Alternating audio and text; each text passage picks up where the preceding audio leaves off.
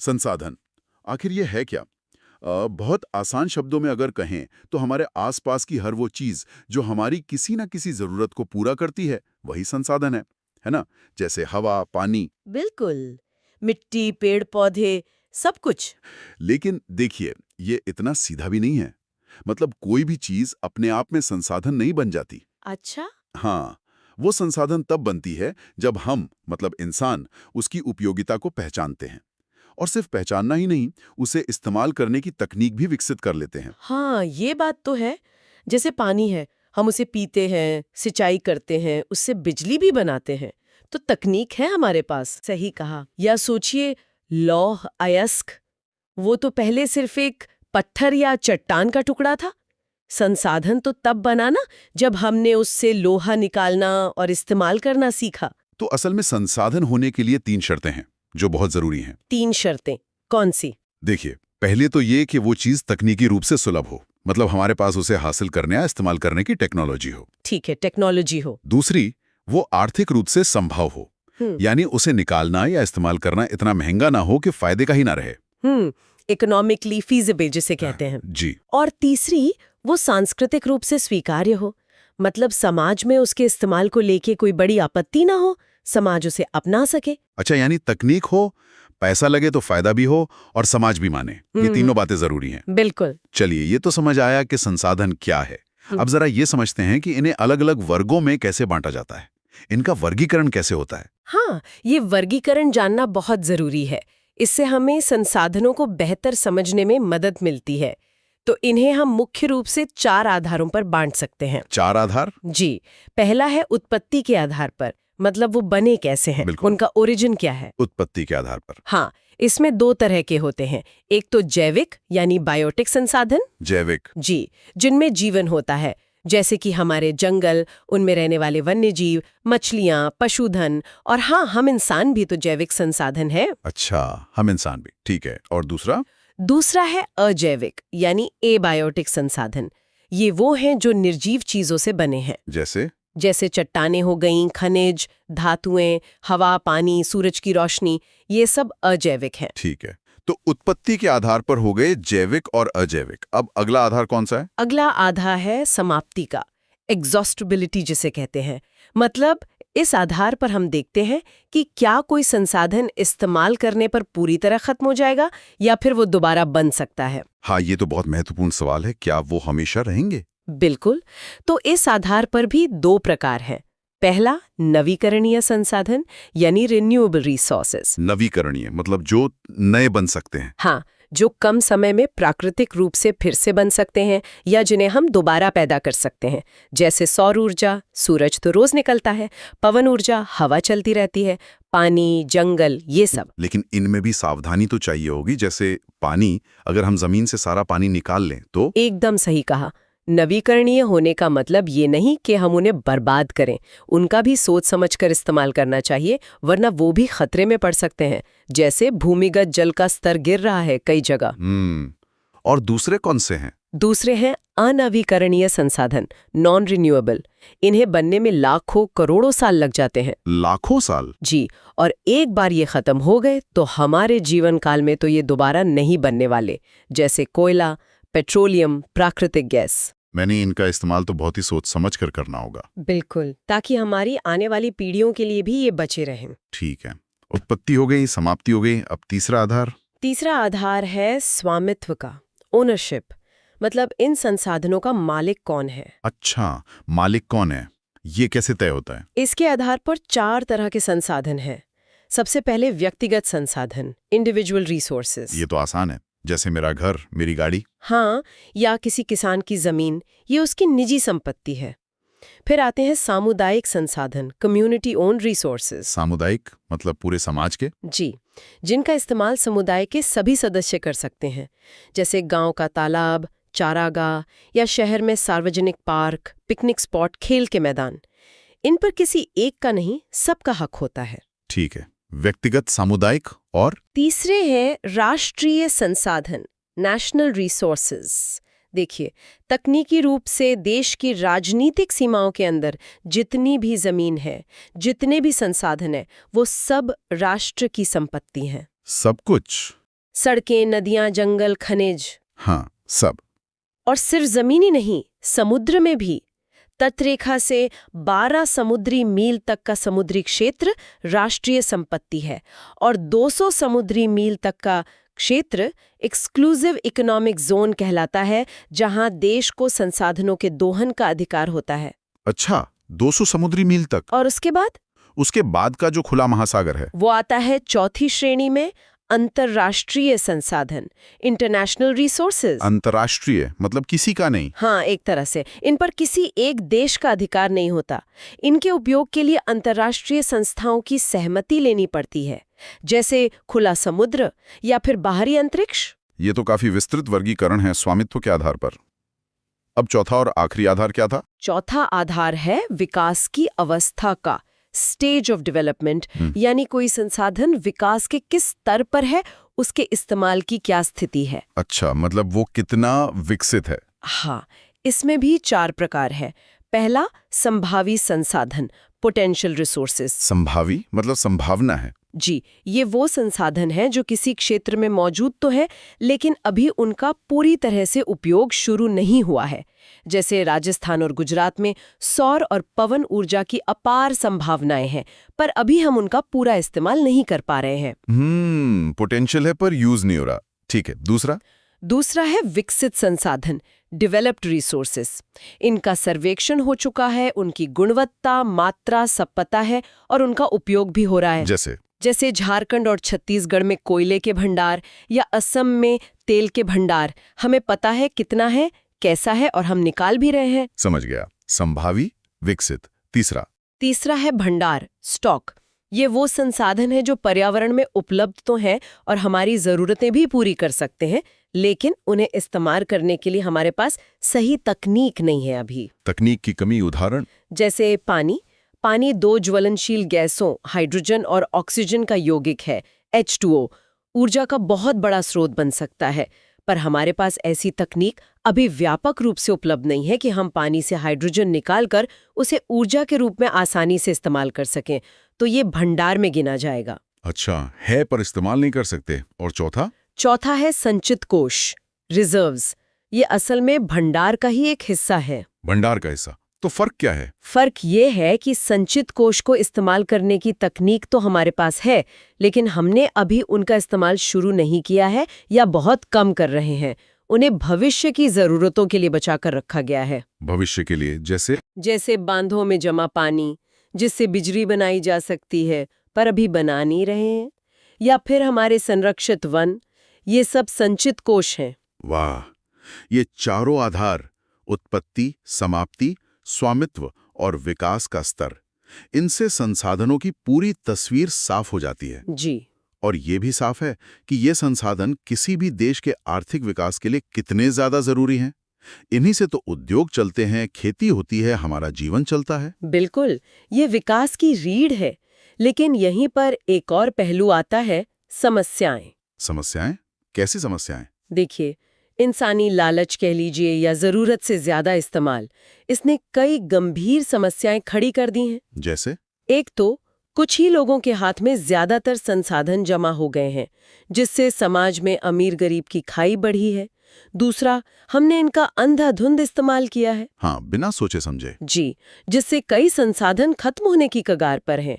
वनों की कटाई हो रही है, खनिज कम हो रहे हैं और सबसे बड़ी बात, इससे पर्यावरण को भारी नुकसान पहुंचा है। पर्यावरण को नुकसान मतलब प्रदूषण, हवा का, पानी का, मिट्टी का, जैव विविधता का नुकसान हो रहा है। कई जीव जंतु विलुप्त हो रहे हैं और जलवायु परिवर्तन, ग्लोबल वार्मिंग जैसी समस्याएं तो आज हमारे सामने खड़ी ही हैं। ये तो बहुत गंभीर बात है।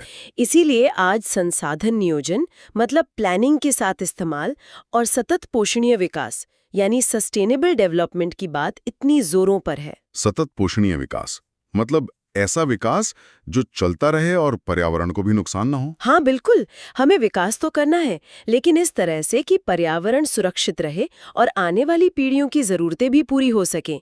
हमें संतुलन बनाना होगा। तो अगर हम आज की पूरी चर्चा को समेटें तो हमने क्या समझा? संसाधन क्या है? संसाधन हर वो चीज है जो हमारी जरूरत पूरी करे, जिसके लिए हमारे पास तकनीक हो, जो आर्थिक रूप से संभव हो और जिसे समाज स्वीकार करे।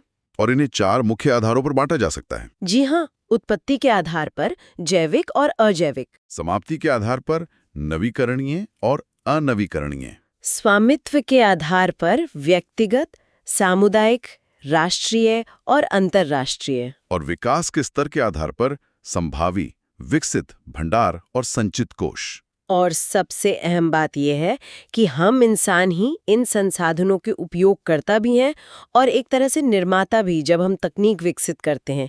इसलिए इनकी देखभाल और सही इस्तेमाल की जिम्मेदारी भी हमारी ही है। बिल्कुल सही। संसाधन, नियोजन और भूमि संरक्षण। अक्सर ये सवाल मन में आता है कि भाई विकास भी करना है और अपने प्राकृतिक संसाधनों को बचाना भी है, तो ये संतुलन कैसे बने?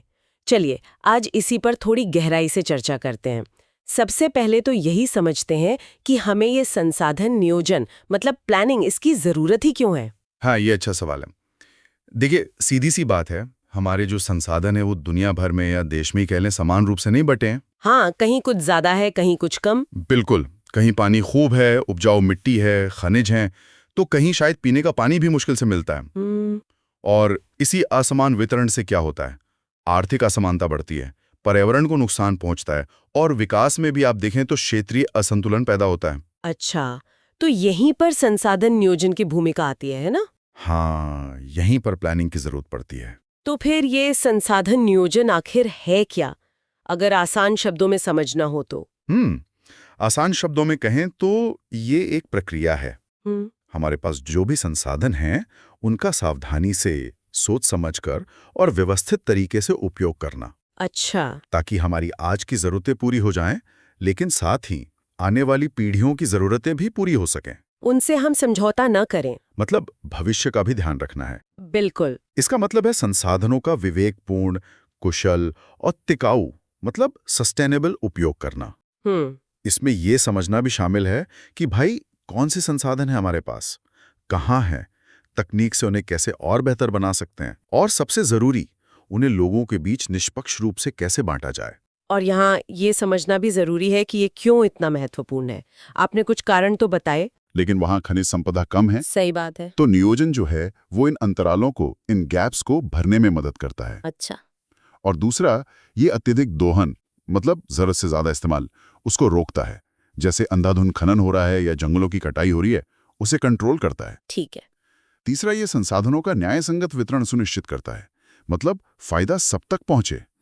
और चौथा, ये सतत विकास, सस्टेनेबल डेवलपमेंट, जिसका जिक्र हमने किया, उसको सपोर्ट करता है।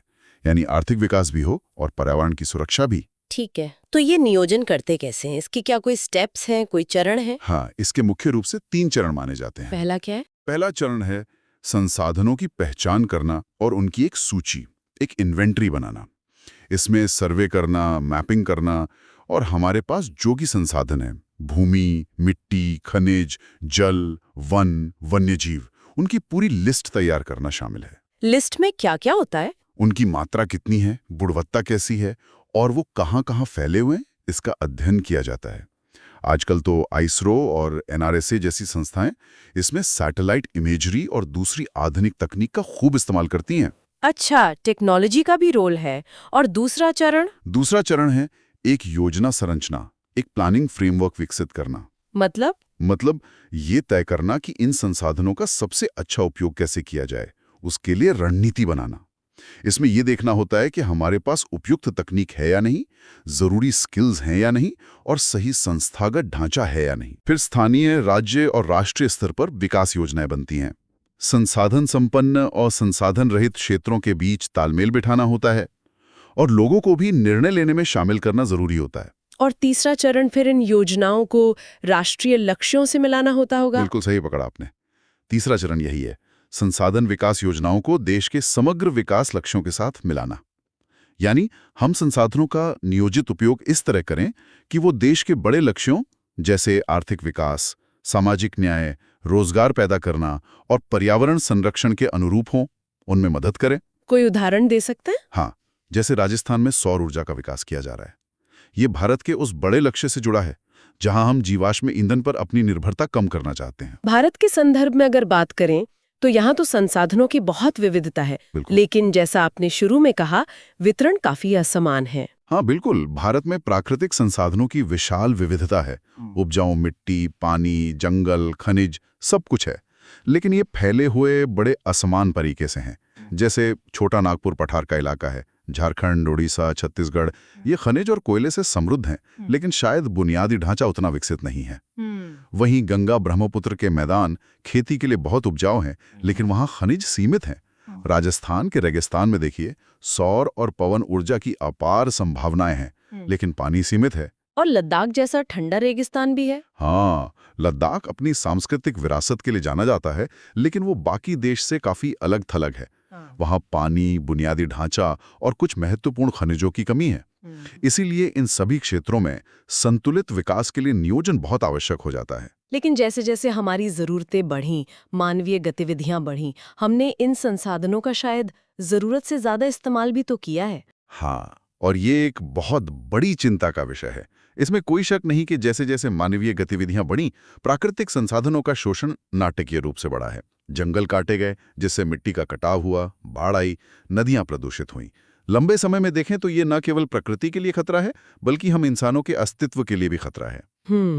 इसीलिए संसाधन संरक्षण यानी कंजर्वेशन आज एक तत्काल वैश्विक प्राथमिकता बन गया है। और यहीं पर शायद सतत विकास यानी सस्टेनेबल डेवलपमेंट की अवधारणा आती है, जिसे ब्रंटलैंड आयोग ने भी काफी लोकप्रिय बनाया था। बिल्कुल, ब्रंटलैंड आयोग की 1987 की परिभाषा बहुत महत्वपूर्ण है। वो कहते हैं, विकास जो वर्तमान की जरूरतों को पूरा करे, बिना भविष्य की पीढ़ियों की अपनी जरूरतों को पूरा करने की क्षमता से समझौता किए बिना। मतलब संतुलन। हाँ, संतुलन। इसका मतलब है कि हमें आर्थिक विकास भी करना है और पारिस्थितिक संरक्षण भी करना है।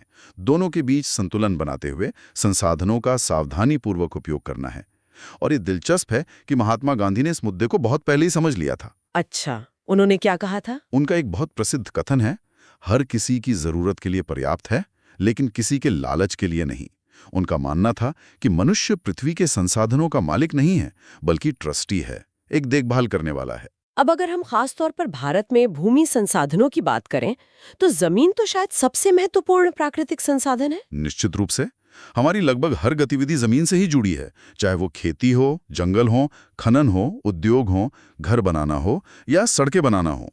भारत का कुल भौगोलिक क्षेत्रफल कितना है? भारत का कुल भौगोलिक क्षेत्रफल लगभग 3.28 मिलियन वर्ग किलोमीटर है, लेकिन इसका उपयोग अलग अलग क्षेत्रों में बहुत अलग अलग होता है। ये वहाँ के भौतिक कारकों पर निर्भर करता है, जैसे स्थलाकृति कैसी है, जलवायु, मिट्टी कैसी है, और मानवीय कारकों पर भी, जैसे जनसंख्या कितनी है, तकनीक का स्तर क्या है, संस्कृति कैसी है। मोटे तौर पर इसका इस्तेमाल कैसे होता है? मोटे तौर पर देखें तो लगभग 45% क्षेत्र जो है वो शुद्ध बोया गया क्षेत्र है, मतलब नेट सोन एरिया। लगभग 22% पर वन है और बाकी जो बचा वो अन्य उपयोगों के अंतर्गत आता है, जैसे बंजर भूमि है, चारागाह है या गैर कृषि उपयोग वाली भूमि है, जैसे इमारतें, सड़कें वगैरह। लेकिन आज भारत भूमि से जुड़ी कई गंभीर समस्याओं का सामना भी कर रहा है ना? हाँ, बिल्कुल कर रहा है। कई गंभीर समस्याएं हैं। पहली बात तो बढ़ती जनसंख्या का दबाव है।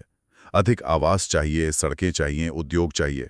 इससे गैर कृषि उद्देश्यों के लिए अधिक भूमि का उपयोग हो रहा है, खेती की जमीन कम हो रही है।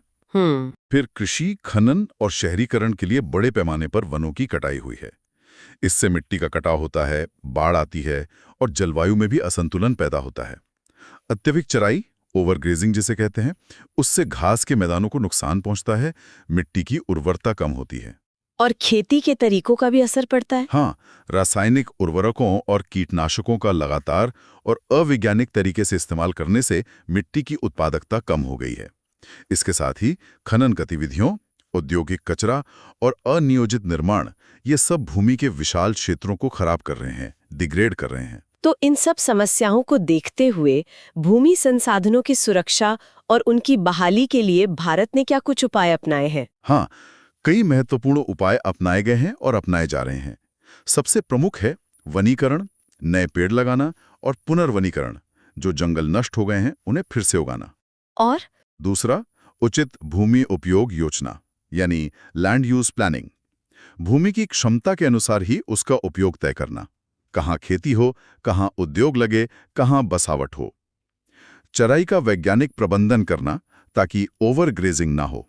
मिट्टी बचाने के लिए भी कुछ तरीके होंगे। हाँ बिल्कुल, पहाड़ी क्षेत्रों में समोच्च जुताई, कंटूर प्लोइंग, सीढ़ीदार खेती, टेरेस फार्मिंग और मेड़बंदी बंडिंग जैसी मृदा संरक्षण तकनीकें अपनाई जाती हैं। बंजर भूमि को सिंचाई, सही उर्वरकों और वृक्षारोपण के माध्यम से कृषि योग्य बनाने की कोशिश की जा रही है। और मिट्टी की उर्वरता में सुधार के लिए जैविक खाद और फसल चक्र क्रॉप रोटेशन के उपयोग को भी बढ़ावा दिया जा रहा है। तो संक्षेप में हमने आज समझा कि संसाधन नियोजन क्यों जरूरी है और ये कैसे किया जाता है। हाँ, हमने देखा कि नियोजन संसाधनों का संतुलित, कुशल और टिकाऊ उपयोग सुनिश्चित करता है। इसके चरण है पहचान करना, योजना का ढांचा बनाना और राष्ट्रीय लक्ष्यों से मिलाना। और संरक्षण, संसाधन संरक्षण अत्यधिक उपयोग को रोकने और पर्यावरण की रक्षा के लिए आवश्यक है। और सतत विकास का मतलब है आज की जरूरतों को पूरा करना बिना कल को नुकसान पहुंचाए। हमने भारत में भूमि संसाधनों के महत्व और उनके सामने जो चुनौतियां हैं, जैसे अति प्रयोग, वनों की कटाई और क्षरण, उन पर भी बात की। बिल्कुल, और उनके संरक्षण के लिए वनीकरण, मृदा संरक्षण और उचित भूमि उपयोग जैसे तरीके अपनाए जा रहे हैं, ये भी हमने जाना। बिल्कुल, जैसा कि अक्सर कहा जाता है, पृथ्वी हमारी नहीं है, हम पृथ्वी के हैं। तो भूमि की देखभाल करना कोई विकल्प नहीं, बल्कि हमारी जिम्मेदारी है। भारत का भूगोल और उसमें भी मिट्टी। हाँ, मिट्टी यानी सॉइल, ये न सिर्फ भूगोल बल्कि इतिहास के नजरिए से भी काफी अहम है। तो आज हम यही समझेंगे कि मिट्टी क्या है, भारत में कितने तरह की है, और हाँ, इसका कटाव मतलब इरोजन क्यों होता है और इसे कैसे बचा सकते हैं, ये सब देखेंगे। तो चलिए बिल्कुल बेसिक से शुरू करते हैं। मिट्टी आखिर है क्या चीज? देखिए, आसान भाषा में कहें तो ये अपनी पृथ्वी की सबसे ऊपर वाली परत है, पतली सी। अच्छा, यही परत है जो पौधों को मतलब पेड़ पौधों को पोषण देती है, उनको उगने में मदद करती है। यानी हमारी पूरी खेती इसी पर निर्भर है, खाना, कपड़ा, सब कुछ। बिल्कुल, सोचिए ना, अगर उपजाऊ मिट्टी ही ना हो तो फिर जीवन कैसे चलेगा? ये तो हमारी सभ्यता का आधार है। सही बात है, पर ये बनती कैसे है? मैंने सुना है कि इसमें बहुत वक्त लगता है। हाँ, बहुत ज्यादा वक्त।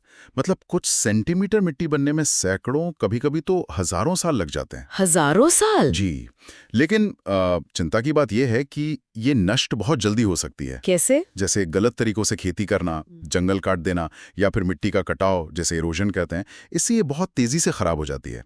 इसीलिए इसे बचाना मतलब इसका संरक्षण करना सतत विकास के लिए बेहद जरूरी है। ये तो समझना बहुत जरूरी है कि हजारों साल की मेहनत मिनटों में खराब हो सकती है। तो वो कौन से कारक हैं जो मिट्टी बनाते हैं? ये प्रक्रिया चलती कैसे है? ये एक धीमी प्रक्रिया है और इसमें कई चीजें मिलकर काम करती हैं। सबसे पहला तो है वो चट्टान जिससे मिट्टी बन रही है, जिसे पेरेंट रॉक कहते हैं। अच्छा, मूल चट्टान। हाँ, वही तय करती है कि मिट्टी का रंग कैसा होगा, उसमें कौन से मिनरल्स होंगे। जैसे ग्रेनाइट चट्टान से थोड़ी रेतीली मिट्टी बनती है, बेसॉल्ट से काली मिट्टी। और मौसम का भी तो असर होता होगा, जलवायु का? बिल्कुल बिल्कुल, जलवायु मतलब तापमान, बारिश, ये तय करते हैं कि मिट्टी कितनी तेजी से बनेगी और उस पर कैसी वनस्पति, पेड़ पौधे उगेंगे। ठीक है। और जमीन की बनावट, मतलब ऊंचा नीचा होना, ढलान वगैरह, जिसे स्थलाकृति कहते हैं। हाँ, उच्चावच या टोपोग्राफी। जमीन का ढलान पानी के बहाव और कटाव पर असर डालता है। आपने देखा होगा, मैदानों में मिट्टी ज्यादा गहरी होती है और पहाड़ी ढलानों पर पतली। और समय तो है ही महत्वपूर्ण, जैसा हमने कहा, हजारों साल लगते हैं। फिर एक और अहम चीज है जैविक गतिविधि। जैविक गतिविधि मतलब पेड़ पौधे, जानवर और वो छोटे छोटे जीव, सूक्ष्म जीव, ये सब मिलकर ह्यूमस बनाते हैं। ह्यूमस, वो गहरे रंगी चीज जो मिट्टी में होती है? हाँ, वही। ये सड़े गले जैविक पदार्थ होते हैं। ये मिट्टी को बहुत उपजाऊ बनाते हैं। तो ये समझना जरूरी है कि मिट्टी सिर्फ धूल नहीं है, ये एक जीती जागती प्रणाली है। वाह, मतलब इतने सारे कारक मिलके मिट्टी बनाते हैं। अब भारत में तो बहुत अलग अलग तरह की जमीन है, मौसम भी अलग है, तो यहाँ मिट्टियां भी अलग अलग होंगी। हाँ बिल्कुल, भारत में भू आकृतियों और जलवायु में इतनी विविधता है कि यहाँ कई तरह की मिट्टियां मिलती हैं। चलिए मुख्य प्रकार देखते हैं। हाँ, बताइए। सबसे ज्यादा जो फैली है वो है जलोढ़ मिट्टी, अलूवियल सॉइल। अच्छा, ये कहाँ मिलती है? ये उत्तरी मैदानों में और जहाँ नदियां डेल्टा बनाती हैं वहां मिलती हैं। गंगा, ब्रह्मपुत्र, सिंधु जैसी नदियां इसे बहाकर लाती हैं। मतलब ये काफी उपजाऊ होगी। बहुत ज्यादा। इसमें पोटाश, चूना काफ़ी होता है। चावल, गेहूं, गन्ने के लिए बेहतरीन है। और याद रखने वाली बात यह है कि ये भारत के करीब 40% हिस्से पर फैली हुई है। 40%? काफी बड़ा हिस्सा है। अच्छा, और वो काली मिट्टी के बारे में बताइए, सुना है वो भी बहुत खास है। हाँ, काली मिट्टी, जिसे रेगुर मिट्टी भी कहते हैं, ब्लैक सॉइल, ये दक्कन के पठार वाले इलाकों में ज्यादा मिलती है। महाराष्ट्र, मध्य प्रदेश, गुजरात। ये बनती कैसे है? ये ज्वालामुखी चट्टानों, बेसॉल्ट से बनती है। इसकी सबसे बड़ी खासियत है कि ये नमी मतलब पानी बहुत अच्छे से सोख कर रखती है। अच्छा, और फसल कौन सी होती है इसमें? कपास। कपास के लिए ये सबसे उत्तम मानी जाती है, इसीलिए इसे कपास मिट्टी भी कहते हैं। ठीक है, फिर लाल और पीली मिट्टी भी होती है ना? जी, रेड एंड येलो सॉइल। ये उन इलाकों में मिलती है जहां बारिश थोड़ी कम होती है, खासकर दक्षिणी और पूर्वी भारत में, जैसे ओडिशा, छत्तीसगढ़। इसका रंग लाल क्यों होता है? इसमें लोहे के ऑक्साइड्स होते हैं, उसकी वजह से रंग लाल होता है। और जब इसमें पानी मिलता है, थोड़ी नमी आती है, तो ये पीली दिखने लगती है। अच्छा, इसमें क्या उगता है? इसमें बाजरा, दालें वगैरह उगाई जाती हैं, लेकिन हाँ, अच्छी फसल के लिए इसमें खाद, उर्वरक डालने पड़ते हैं। एक और मिट्टी है, लैटेराइट, वो कैसी होती है? लैटेराइट मिट्टी, लेटराइट सॉइल, ये थोड़ी अलग है। ये उन जगहों पर बनती है जहां तापमान भी ज्यादा रहता है और बारिश भी बहुत ज्यादा होती है। अच्छा, ज्यादा गर्मी और ज्यादा बारिश, जैसे पश्चिमी घाट के इलाके, मेघालय, उड़ीसा के कुछ हिस्से। ज्यादा बारिश से क्या होता है कि मिट्टी के पोषक तत्व बह जाते हैं। ओ, तो ये ज्यादा उपजाऊ नहीं होती होगी। हाँ, इसमें ह्यूमस कम होता है। लोहा तो होता है इसमें, पर पोषक तत्व कम। लेकिन चाय, कॉफी, काजू जैसी फसलों के लिए ठीक रहती है। और इसका नाम लैटेराइट क्यों है? क्योंकि ये सूखने पर बिल्कुल ईंट जैसी सख्त हो जाती है। लैटिन में लेटर का मतलब ईंट होता है। अच्छा, ये तो रोचक है। अब रेगिस्तानी इलाकों की मिट्टी के बारे में बताइए। वहां मिलती है मरुस्थलीय मिट्टी, एरिड सॉइल, जैसे राजस्थान, गुजरात के कुछ हिस्से। ये एकदम रेतीली होती है। रेत जैसी। हाँ, नमक भी इसमें ज्यादा होता है और नमी मतलब पानी बहुत कम। लेकिन अगर सिंचाई की सुविधा हो, जैसे इंदिरा गांधी नहर से राजस्थान में हुआ है, तो इसमें भी खेती हो सकती है। बाजरा, जौ उगा लेते हैं लोग। तो सिंचाई से इसे उपजाऊ बनाया जा सकता है। जी हाँ। और आखिर में पहाड़ों पर मिलती है पर्वतीय मिट्टी, माउंटेन सॉइल। हिमालय वाले इलाकों में। हाँ, हिमालयी क्षेत्रों में, पहाड़ी ढलानों पर। इसमें ह्यूमस काफी अच्छा होता है, इसलिए ये चाय, कॉफी, मसाले और फलों के लिए अच्छी मानी जाती है। तो ये तो हुई भारत की मुख्य मिट्टियां, जानना काफी दिलचस्प रहा। पर एक बड़ी समस्या है मिट्टी का कटाव, सॉइल इरोजन। और उसका निम्नीकरण मतलब डिग्रेडेशन। ये असल में है क्या? हाँ, ये एक गंभीर समस्या है। इसका सीधा सा मतलब है कि मिट्टी की जो सबसे ऊपरी, सबसे उपजाऊ परत होती है ना, वो हवा से, पानी से या फिर हम इंसानों की गतिविधियों की वजह से अपनी जगह से हट जाती है या खराब हो जाती है। और इसके कारण क्या है? ये होता क्यों है? कई कारण हैं। सबसे बड़े कारणों में से एक है जंगलों का कटना, डिफॉरेस्टेशन, फिर जानवरों से जरूरत से ज्यादा चराई करवाना, ओवरग्रेजिंग, अच्छा, खेती के गलत तरीके अपनाना, जैसे कि झूम खेती होती है, रासायनिक खादों का बहुत ज्यादा इस्तेमाल करना, और खनन, माइनिंग एक्टिविटीज से भी मिट्टी खराब होती है। ये कटाव हमें दिखता कैसे है? क्या इसके भी अलग अलग तरीके हैं? हाँ, इसके कई रूप हैं। कभी कभी बारिश के बाद आप देखेंगे कि खेत की पूरी ऊपरी पतली सी परत बह गई है। इसे कहते हैं परत अपर्दन, शीट इरोशन। फिर जब पानी बहता है तो छोटी छोटी नालियां सी बन जाती हैं मिट्टी में, वो कहलाता है शुद्र सरिता अपर्दन, रिल इरोशन। अच्छा, छोटी नालियां। हाँ, और अगर इन पर ध्यान न दिया जाए तो यही नालियां धीरे धीरे बड़ी और गहरी होकर खाइयां बन जाती हैं। ये कहलाता है अवनालिका अपर्दन, गली इरोजन। चंबल के बीहड़ इसी का नतीजा है। ओह, चंबल के बीहड़ वो इसी से बने हैं? हाँ, काफी हद तक। फिर रेगिस्तानी इलाकों में तेज हवा चलती है तो वो मिट्टी को उड़ा ले जाती है। यह है पवन अपर्दन, विंड इरोजन। और पहाड़ी ढलानों पर जब मिट्टी या चट्टानें खिसक जाती हैं, उसे भूस्खलन, लैंडस्लाइड कहते हैं। ये तो वाकई चिंता की बात है। तो इस नुकसान को रोकने के लिए, मिट्टी को बचाने के लिए हम क्या कर सकते हैं? क्या तरीके हैं? हाँ, तरीके हैं और बहुत कारगर भी हैं। जैसे पहाड़ी ढलानों पर ढलान की गोलाई के साथ साथ हल चलाना चाहिए, सीधी ढलान पर ऊपर नीचे नहीं। इसे कहते हैं समोच्च जुताई, कॉन्टूर प्लाउइंग। अच्छा, गोलाई में जुताई। जी।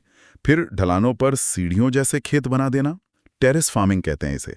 इससे पानी का बहाव धीमा हो जाता है और कटाव रुकता है। हाँ, ये तो देखा है पहाड़ों पर। और खेतों में फसलों को अलग अलग पट्टियों में उगाना। स्ट्रिप क्रॉपिंग, एक पट्टी में एक फसल, दूसरी में दूसरी।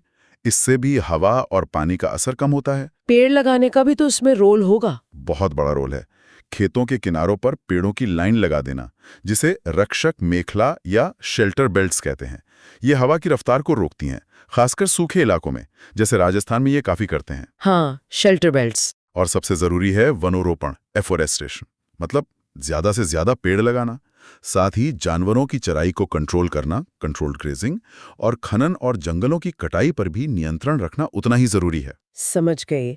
आखिर में एक बात और, ये सतत भूमि और मृदा प्रबंधन, मतलब sustainable land and soil management, ये इतना जरूरी क्यों है? देखिए, हमारी आबादी बढ़ रही है, उद्योग बढ़ रहे हैं। इसका सीधा दबाव किस पर पड़ रहा है? हमारी जमीन पर, हमारी मिट्टी पर। हाँ, ये तो है। और अगर मिट्टी का कटाव होता रहा या उसकी उपजाऊ शक्ति कम होती गई, तो ये हमारी खाद्य सुरक्षा के लिए, मतलब सबके लिए खाने का इंतजाम, और हमारी जैव विविधता, बायोडाइवर्सिटी, यानी तरह तरह के जीव जंतुओं और पेड़ पौधों के लिए बहुत बड़ा खतरा है। तो सतत प्रबंधन का मतलब क्या हुआ? इसका मतलब है कि हम जमीन का इस्तेमाल सोच समझ कर करें, उसकी क्षमता के अनुसार करें, उस पर हरियाली बनाए रखें, जैविक खेती को बढ़ावा दें, और इसमें स्थानीय लोगों की भागीदारी भी बहुत ज़रूरी है। हमें ये याद रखना होगा कि मिट्टी की सेहत ही हमारे देश की, बल्कि पूरी दुनिया की असली दौलत है। बिल्कुल सही कहा। तो आज हमने काफी कुछ समझा।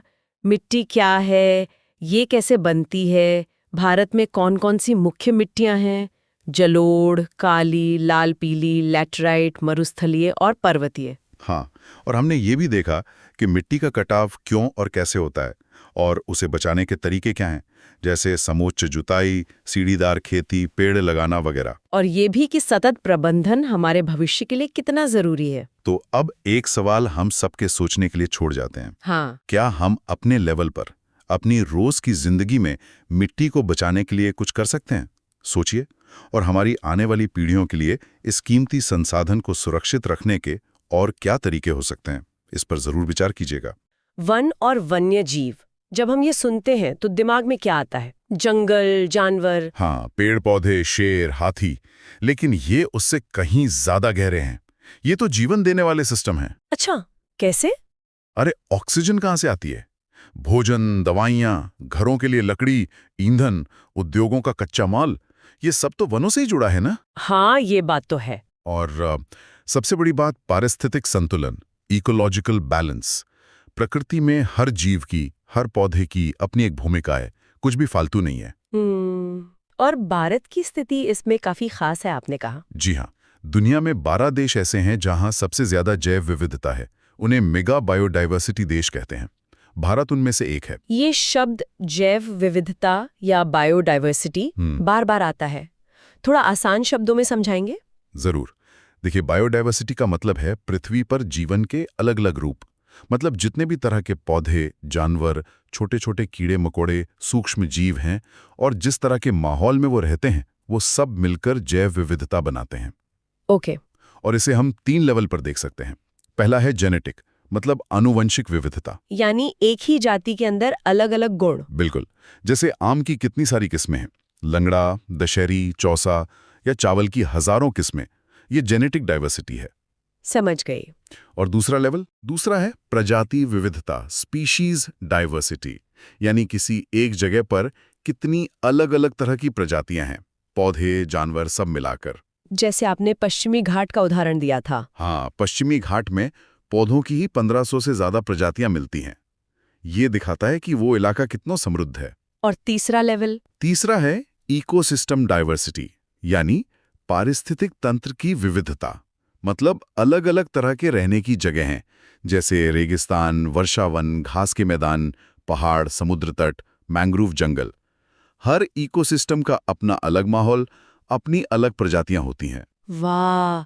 और भारत इन सब मामलों में काफी आगे है, आंकड़े तो यही बताते हैं। हाँ, बिल्कुल। सोचिए, दुनिया की लगभग 8% प्रजातियां भारत में हैं।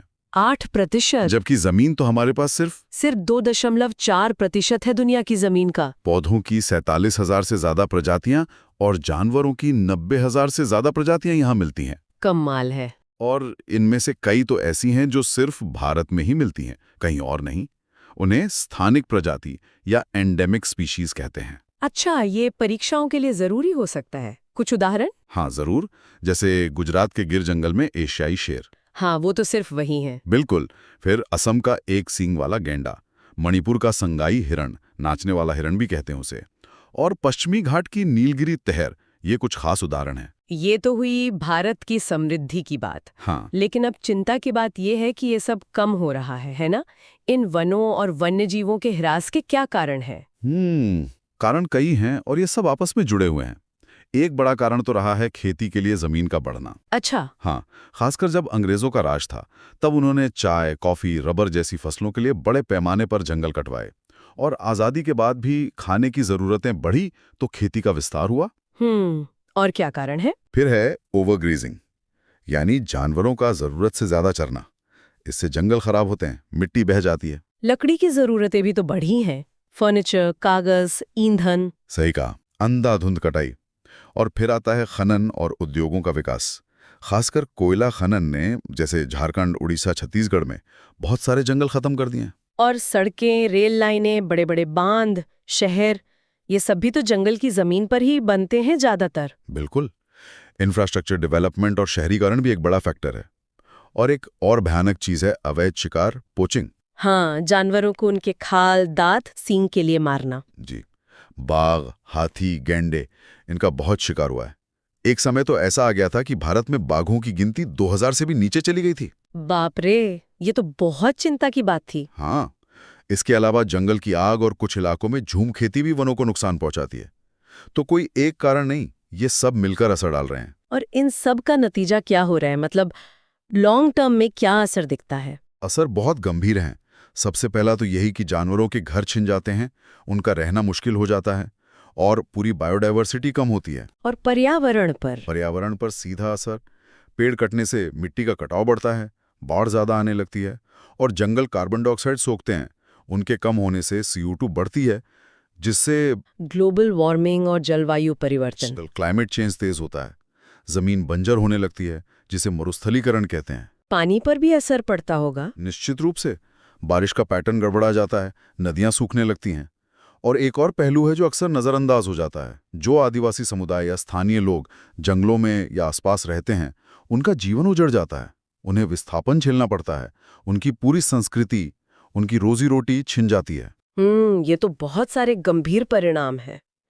तो जब ये सब पता है, तो क्या इनके बचाव के लिए, इनके संरक्षण के लिए भारत में कुछ कदम उठाए गए हैं? हाँ, बिल्कुल। कोशिशें तो काफ़ी समय से चल रही हैं। कानूनी तौर पर देखें तो अंग्रेज़ों के समय का भारतीय वन अधिनियम 1927 है। लेकिन आज़ादी के बाद जो सबसे महत्वपूर्ण कानून बना, वो था वन्य जीव संरक्षण अधिनियम 1972। अच्छा, 1972 का एक्ट। हाँ, इसने शिकार पर रोक लगाई, संरक्षित क्षेत्रों की नींव रखी।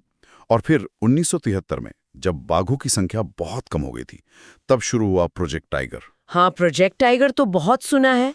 वो एक बहुत सफल प्रोजेक्ट माना जाता है। इसके अलावा देश भर में नेशनल पार्क बनाए गए, वाइल्ड लाइफ सैंक्चुरीज बनाई गई, बायोस्फीयर रिजर्व बनाए गए। ये सब संरक्षित इलाके हैं, है ना? जी, ये वो इलाके हैं जहां वन्य जीवों और उनके आवास को सुरक्षा दी जाती है। और अब एक नया ट्रेंड भी है संरक्षण में, स्थानीय लोगों को शामिल करना। मतलब कम्युनिटी पार्टिसिपेशन। हाँ, जैसे सामाजिक वानिकी, सोशल फॉरेस्ट्री या संयुक्त वन प्रबंधन, जॉइंट फॉरेस्ट मैनेजमेंट, JFM। इसमें सरकार और स्थानीय समुदाय मिलकर जंगल बचाने और बढ़ाने का काम करते हैं। ये समझना जरूरी हो गया है कि लोगों को साथ लिए बिना संरक्षण सफल नहीं हो सकता। ये तो अच्छी बात है, लेकिन फिर भी चुनौतियां तो होंगी। चुनौतियां तो हैं, विकास की जरूरतें हैं, बढ़ती आबादी का दबाव है। तो विकास और पर्यावरण संरक्षण के बीच संतुलन बनाना, यही सबसे बड़ी चुनौती आज। बिल्कुल। तो आज हमने भारत के वनों और वन्य जीवों के महत्व को समझा, उनके कम होने के कारणों और परिणामों को देखा और संरक्षण के प्रयासों पर भी बात की। हाँ, और निचोड़ यही है कि ये जैव विविधता बहुत कीमती है। सिर्फ पर्यावरण के लिए नहीं, बल्कि हम सबके जिंदा रहने के लिए इसका संरक्षण जरूरी है। सही कहा।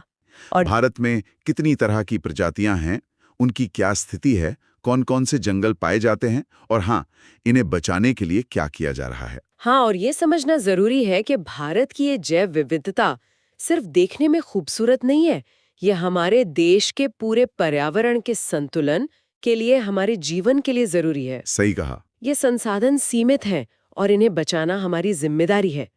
आज हम उपलब्ध स्रोतों के आधार पर देखेंगे कि प्रजातियों को कैसे बांटा गया है, वनों के प्रकार क्या है और संरक्षण के तरीके कौन से हैं। तो सबसे पहले बात करते हैं प्रजातियों के वर्गीकरण की। सोचिए, इतने सारे पेड़ पौधे और जानवर हैं। इन्हें उनकी संख्या और उन पर मंडरा रहे खतरे के हिसाब से अलग अलग समूहों में बांटा गया है। जैसे सामान्य प्रजातियां, साल, चीड़ या मवेशी जैसे जानवर, इनकी संख्या ठीक ठाक है। हाँ, मतलब कोई तात्कालिक खतरा नहीं है इन पे। बिल्कुल। फिर आती हैं संकटग्रस्त प्रजातियां। इनके विलुप्त होने का खतरा मतलब बहुत ज्यादा है। जैसे हमारा राष्ट्रीय पशु बाघ। हाँ, बाघ। या फिर गैंडा। हाँ, और गैंडा भी बिल्कुल। इनकी स्थिति काफी चिंताजनक है। बहुत ज्यादा। इसी कड़ी में सुभेद्य प्रजातियां हैं जिनकी संख्या तेजी से घट रही है। अगर हालात नहीं सुधरे तो ये भी संकटग्रस्त बन सकती हैं। नीली भेड़ इसका एक उदाहरण है। अच्छा, नीली भेड़। और दुर्लभ प्रजातियां वो हैं जो वैसे ही बहुत कम है और खास इलाकों में ही मिलती हैं, जैसे हिमालय का भूरा भालू। हाँ, हिमालयी भूरा भालू। इन पर ध्यान देना इसलिए जरूरी है क्योंकि ये कब संकटग्रस्त हो जाएं कहा नहीं जा सकता। सही बात है। और ये स्थानिक प्रजातियां, ये तो और भी खास हैं। ये सिर्फ एक निश्चित भौगोलिक क्षेत्र में ही पाई जाती हैं, कहीं और नहीं। बिल्कुल वहीं की। जैसे निकोबारी कबूतर सिर्फ अंडमान निकोबार में, या मिथुन अरुणाचल प्रदेश में। सोचिए, अगर इनका वो खास घर उजड़ गया तो फिर वो प्रजाति ही खत्म। हाँ, दुनिया से ही खत्म हो जाएगी। और अंत में है विलुप्त प्रजातियां, जैसे एशियाई चीता, जो कभी भारत के मैदानों में दौड़ता था, आज यहां से पूरी तरह खत्म हो चुका है। ये विलुप्ति हमें याद दिलाती है कि पर्यावरण कितना बदला है और लापरवाही का नतीजा क्या हो सकता है। बिल्कुल सही कहा। देखिए, ये वर्गीकरण सिर्फ जानकारी के लिए नहीं है। असल में ये हमें बताता है कि किन प्रजातियों को बचाने के लिए फौरन कदम उठाने की जरूरत है। अच्छा। जे संरक्षण के काम को प्राथमिकता देने में मदद करता है। संकटग्रस्त या स्थानिक प्रजातियों का मतलब है कि उनका घर, उनका प्राकृतिक आवास खतरे में है। चलिए, अब भारत के वनों पर आते हैं। हमारे देश का लगभग कितना 21-7.5% हिस्सा जंगलों से ढका है। हाँ, हालांकि लक्ष्य तो 33% का है। सही। तो यहाँ अलग अलग जलवायु है, तो कई तरह के वन मिलते हैं। सबसे पहले उष्णकटिबंधीय सदाबहार वन, ये पश्चिमी घाट और उत्तर पूर्वी राज्यों अंडमान निकोबार में मिलते हैं। Evergreen forest. हाँ, जैसा नाम से ही जाहिर है, ये साल भर हरे भरे और बहुत घने होते हैं। और ये पर्णपाती वनों से कितने अलग हैं? पर्णपाती वन भारत में सबसे ज्यादा फैले हैं, मध्य प्रदेश, यूपी, छत्तीसगढ़, इन इलाकों में। हाँ, डेसिडुअस फॉरेस्ट्स। बिल्कुल। यहाँ सागौन और साल जैसे कीमती पेड़ मिलते हैं, लेकिन ये मौसम के हिसाब से अपनी पत्तियां गिरा देते हैं। यहीं से हमें बहुत सी जरूरी लकड़ियां मिलती हैं। अच्छा, फिर आते हैं कंटीले वन और झाड़ियां। हाँ, रेगिस्तानी इलाकों वाले। हाँ, जो राजस्थान, गुजरात जैसे सूखे इलाकों की पहचान है। यहाँ बबूल, कैक्टस जैसे पौधे मिलते हैं जो कम पानी में भी जी लेते हैं। और पहाड़ों पर हाँ, तटीय इलाकों के मैंग्रोव वन को कैसे भूल सकते हैं, खासकर सुंदरबन डेल्टा। सुंदरबन, हाँ, ये कमाल के जंगल हैं। इनके पेड़ खारे पानी और दलदल में भी टिके रहते हैं, जैसे सुंदरी वृक्ष। और यहीं दुनिया का मशहूर रॉयल बंगाल टाइगर भी रहता है। वाह। यहाँ बात काफी रोचक हो जाती है। हर तरह का जंगल हमारे पर्यावरण और अर्थव्यवस्था के लिए जरूरी है। मैंग्रोव तटों को तूफानों से बचाते हैं। हाँ, एक तरह की दीवार। बिल्कुल। तो पर्णपाती वनों से लकड़ी मिलती है, लेकिन बढ़ती आबादी, कटाई और अतिक्रमण, ये सब इन सभी के लिए बड़ा खतरा है। बहुत बड़ा खतरा। तो इन कीमती खजानों को बचाने के लिए संरक्षण बहुत जरूरी है। हाँ, बिल्कुल। इसके दो मुख्य तरीके हैं। स्वस्थाने, यानी प्रजातियों को उनके अपने घर, उनके प्राकृतिक आवास में ही सुरक्षित रखना। मतलब जंगल में ही। हाँ, जंगल में ही। इसके लिए राष्ट्रीय उद्यान बनाए गए हैं, जैसे कॉर्बेट, वन्यजीव अभयारण्य और जीव मंडल रिजर्व। हाँ, स्वस्थानीय संरक्षण का फायदा ये है कि ये पूरे इकोसिस्टम को बचाता है। सिर्फ जानवर या पौधा नहीं, बल्कि उसका पूरा घर, पूरा माहौल। सही। दूसरा तरीका है परस्थानीय संरक्षण, जिसमें प्रजातियों को उनके प्राकृतिक आवास से बाहर लाकर सुरक्षित जगह पर रखा जाता है, जैसे चिड़ियाघर, जू वगैरह। हाँ, या वनस्पति उद्यान या फिर बीज बैंक। ये उन प्रजातियों के लिए हम कह सकते हैं एक तरह की जीवन रक्षक नाव है, जो अपने असली घर में शायद बचने की कगार पर है। अच्छा, एक बैकअप प्लान जैसा। बिल्कुल, एक बैकअप। भारत सरकार ने इस दिशा में कई महत्वपूर्ण कदम उठाए हैं। वन्य जीव संरक्षण अधिनियम 1972, इसने शिकार पर रोक लगाई और संरक्षित क्षेत्रों को कानूनी मान्यता दी। हाँ, ये बहुत महत्वपूर्ण कानून है। कामयाब कोशिश रही है। हाँ, प्रोजेक्ट टाइगर तो बहुत मशहूर है। हालांकि अब बाघों की संख्या बढ़ने से मानव वन्यजीव संघर्ष जैसी नई चुनौतियां भी सामने आई हैं, जिन पर ध्यान देना होगा। ये भी एक पहलू है। साथ ही संयुक्त वन प्रबंधन JFM जैसी पहले भी महत्वपूर्ण है, जिनमें जंगलों के पास रहने वाले स्थानीय समुदायों को संरक्षण के काम में भागीदार बनाया गया है। हाँ, लोगों की भागीदारी। ये सवाल उठाता है कि लोगों की भागीदारी क्यों जरूरी है और ये संरक्षण को कैसे ज्यादा प्रभावी बनाती है। बिल्कुल। तो हमने आज क्या समझा? हमने देखा कि भारत में प्रजातियों को कैसे बांटा गया है, अलग अलग तरह के वन कौन से हैं, उनकी खासियतें क्या हैं और उन्हें बचाने की क्या तरीके और सरकारी प्रयास हैं। ये सभी बिंदु न सिर्फ हमारी समझ बढ़ाते हैं, बल्कि प्रतियोगी परीक्षाओं में अक्सर पूछे जाते हैं। इसमें एक विचारणीय प्रश्न छोड़ जाते हैं। आज विकास का दबाव लगातार बढ़ रहा है। हाँ। ऐसे में भारत भविष्य के लिए प्राकृतिक संसाधनों के इस्तेमाल और जैव विविधता के प्रभावी संरक्षण के बीच वो सही संतुलन कैसे बना सकता है? ये एक बड़ा सवाल है। और सरकारी कोशिशों के अलावा हम और आप, मतलब एक व्यक्ति के तौर पर, इसमें क्या भूमिका निभा सकते हैं, इस पर जरूर सोचिएगा। भारत में वन और वन्य जीव संरक्षण, और इसमें भी खास तौर पर स्थानीय समुदायों की क्या भूमिका रही है। जी हाँ। ये टॉपिक ना सिर्फ हमारे पर्यावरण के लिए जरूरी है, बल्कि कक्षा 10वीं बोर्ड SSC, UPSC और जो भी राज्य स्तरीय प्रतियोगी परीक्षाएं होती हैं, उनके लिए भी बहुत महत्वपूर्ण है। बिल्कुल। अक्सर कंजर्वेशन मतलब संरक्षण को हम बस सरकारी काम समझते हैं, कानून, नीतियां। हाँ, वही। लेकिन भारत में कहानी थोड़ी अलग है। देखिए, शुरू में ऐसा था कि जंगलों पर सरकार का काफी सख्त नियंत्रण था। हाँ। और जो स्थानीय लोग थे, जो वहीं रहते थे, उन्हें कई बार वन संसाधनों से मतलब जंगल की चीजों से दूर रखा जाता था, एक तरह से बाहरी माना जाता था। लेकिन ये सोच शायद प्रैक्टिकल नहीं थी, है ना? मतलब जो लोग जंगल में या उसके आसपास पीढ़ियों से रह रहे हैं, उन्हें आप कैसे अलग रख सकते हैं? सही कहा। बहुत जल्दी ये बात समझ में आ गई कि भाई इनके बिना मतलब स्थानीय समुदायों की भागीदारी के बिना सही मायने में संरक्षण हो ही नहीं सकता, टिकाऊ नहीं हो सकता। तो यहीं से सोच बदली? हाँ, यहीं से वो बड़ा बदलाव आया कि वन को लोगों से बचाना नहीं है, बल्कि लोगों के साथ मिलकर बचाना है। लोगों के साथ मिलकर। जी। ये बहुत बड़ा शिफ्ट है। जी। और इसी सोच ने फिर कई अहम आंदोलनों को और सरकारी नीतियों को भी एक तरह से जन्म दिया। और परीक्षाओं में अक्सर यही पूछते हैं कि ये नजरिया कैसे बदला, इसके क्या नतीजे हुए। तो चलिए सबसे पहले उस आंदोलन की बात करते हैं जिसका नाम शायद सबने सुना होगा, चिपको आंदोलन। हाँ, चिपको, उत्तराखंड में 70 के दशक में। नाम से ही लगता है चिपक जाना। बिल्कुल। हुआ ये कि जब पेड़ों की व्यावसायिक कटाई के लिए ठेकेदार पहुंचे, तो वहां के स्थानीय लोग और खासकर महिलाएं वो पेड़ों से लिपट गईं उन्हें बचाने के लिए। अद्भुत। सुंदरलाल बहुगुणा जी, चंदी प्रसाद भट्ट जी, ये बड़े नेता थे जिन्होंने मार्गदर्शन किया। लेकिन इसकी असली ताकत तो गांव की आम महिलाएं थीं। और उनका वो नारा भी बहुत मशहूर हुआ था, है ना? हाँ, वो नारा, क्या है जंगल के उपकार, मिट्टी, पानी और बयार, मिट्टी, पानी और बयार जिंदा रहने के आधार। ये सिर्फ पेड़ बचाने की बात नहीं थी। नहीं, ये तो जीवन बचाने की बात थी। बिल्कुल, ये अपने जीवन के आधार को बचाने की लड़ाई थी। तो इस आंदोलन का असर क्या हुआ? मतलब सिर्फ एक भावनात्मक अपील रह गई या कुछ ठोस बदलाव आया? नहीं, नतीजा बहुत ठोस था। सरकार पर जबरदस्त दबाव बना और उन्हें उस हिमालयी क्षेत्र में पेड़ों की कटाई पर रोक लगानी पड़ी। अच्छा। और सिर्फ भारत में ही नहीं, इसने दुनिया भर के पर्यावरण आंदोलनों को प्रेरणा दी। ये दिखाया कि अगर स्थानीय समुदाय एकजुट हो जाएं, तो कितने ताकतवर हो सकते हैं। और इसने शायद नीति बनाने वालों को भी सोचने पे मजबूर किया होगा। जी हाँ, कि भाई स्थानीय लोगों का ज्ञान, उनकी भागीदारी, ये कितनी जरूरी है संरक्षण के लिए। इसी तरह के और भी प्रयास हुए होंगे फिर चिपको के बाद या उसके आसपास? हाँ, हुए। जैसे 80 के दशक में टिहरी क्षेत्र में ही बीज बचाओ आंदोलन चला। बीज बचाओ?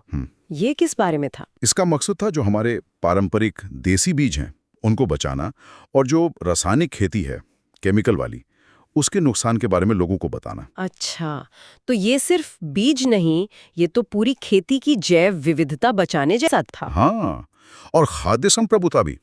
इसी तरह कर्नाटक में भी एक आंदोलन हुआ था, अप्पिको आंदोलन। कन्नड़ में अप्पिको का मतलब भी गले लगाना ही होता है। अच्छा, वो भी चिपको जैसा। हाँ, उसने पश्चिमी घाट के जंगलों को बचाने में बड़ी भूमिका निभाई। तो ये सब जन आंदोलन थे जो सरकार पर दबाव बना रहे थे। फिर सरकार की तरफ से क्या कोई बड़ा कदम उठाया गया इन आवाजों को सुनकर? हाँ, एक बहुत ही महत्वपूर्ण कदम था 1988 में संयुक्त वन प्रबंधन कार्यक्रम की शुरुआत, जॉइंट फॉरेस्ट मैनेजमेंट यानी जेएफएम। जेएफएम, हाँ, ये नाम सुना है। ये क्या था असल में? ये एक तरह का क्रांतिकारी मेका था उस समय। इसमें जो जंगल थोड़े खराब हो गए थे, डिग्रेडेड फॉरेस्ट, उनको बचाने और उनका प्रबंधन करने के लिए वन विभाग और स्थानीय समुदाय दोनों के बीच एक साझेदारी बनाई गई। पार्टनरशिप। मतलब समुदाय को क्या मिलता था इसमें? देखिए, समुदाय जंगल की सुरक्षा करता था, देखभाल करता था, और बदले में उन्हें जंगल से मिलने वाली लकड़ी के अलावा दूसरी चीजें जैसे फल, चारा, जलाने की लकड़ी या दूसरी गैर लकड़ी वन उपज जो होती है, उसमें हिस्सेदारी मिलती थी। अच्छा, तो एक तरह से गिव एंड टेक था। जी, पश्चिम बंगाल का अरबाड़ी जंगल इसका बहुत सफल उदाहरण माना जाता है। वहां एक बहुत समर्पित फॉरेस्ट ऑफिसर थे, ए.के. बनर्जी। उन्होंने स्थानीय गांव वालों के साथ मिलकर उस जंगल को दोबारा जिंदा कर दिया। वाह, ये तो वाकई दिखाता है कि अगर स्थानीय लोगों को भागीदार बनाया जाए तो कितना अच्छा नतीजा आ सकता है। नहीं रहा, उसको लागू करने में स्थानीय स्तर पर कई चुनौतियां भी आईं, वो एक अलग पहलू है। समझ गई। अच्छा, और भारत में तो संरक्षण की कुछ पारंपरिक प्रथाएं भी बहुत पुरानी है ना? जैसे वो पवित्र उपवन या सेक्रेड ग्रोव्स। अरे हाँ, सेक्रेड ग्रोव्स या देववन, ये तो भारत की प्राचीन संरक्षण परंपरा का एक अद्भुत उदाहरण है। ये क्या होते हैं असल में? ये जंगल के ऐसे हिस्से होते हैं जिन्हें स्थानीय समुदाय अपनी धार्मिक आस्था की वजह से पूजनीय मानते हैं, पवित्र मानते हैं, और इसलिए उनकी रक्षा करते हैं। वहां पेड़ काटना, शिकार करना, ये सब मना होता है। अच्छा, जैसे कोई उदाहरण? बहुत है। जैसे मेघालय की खासी जयंतिया पहाड़ियों में है, राजस्थान में बिश्नोई समुदाय है जो खेजड़ी के पेड़ और काले हिरण की सदियों से रक्षा करते आ रहे हैं। ये पवित्र उपवन जो हैं, ये असल में जैव विविधता के छोटे छोटे हॉटस्पॉट बन गए हैं। मतलब ये दिखाता है कि संरक्षण हमारी संस्कृति में ही कहीं ना कहीं मौजूद रहा है। बिल्कुल, ये हमारी संस्कृति में रचा बसा है। तो ये जितने भी उदाहरण हमने देखे, चाहे वो चिपको जैसा आंदोलन हो या जेएफएम जैसी सरकारी पहल हो या फिर पवित्र उपवन जैसी पारंपरिक प्रथाएं हो, इन सबके पीछे एक कॉमन सोच नजर आती है। वो है सतत प्रबंधन की, सस्टेनेबल मैनेजमेंट की। हाँ, बिल्कुल सही कहा, सतत प्रबंधन।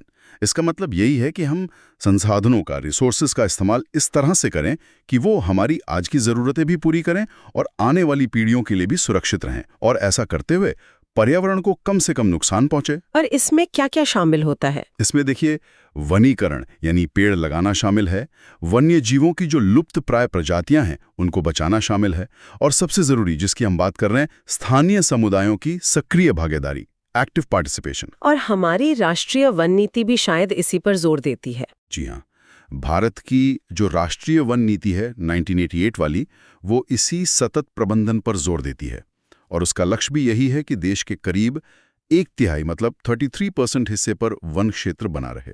तो कुल मिलाकर हम ये कह सकते हैं कि भारत में वनों को बचाने की कहानी सिर्फ सरकारी कानूनों की कहानी नहीं है। नहीं, बिल्कुल नहीं। ये स्थानीय समुदायों की भागीदारी, उनके अपने ज्ञान, उनके आंदोलनों और उनकी पारंपरिक प्रथाओं की भी कहानी है।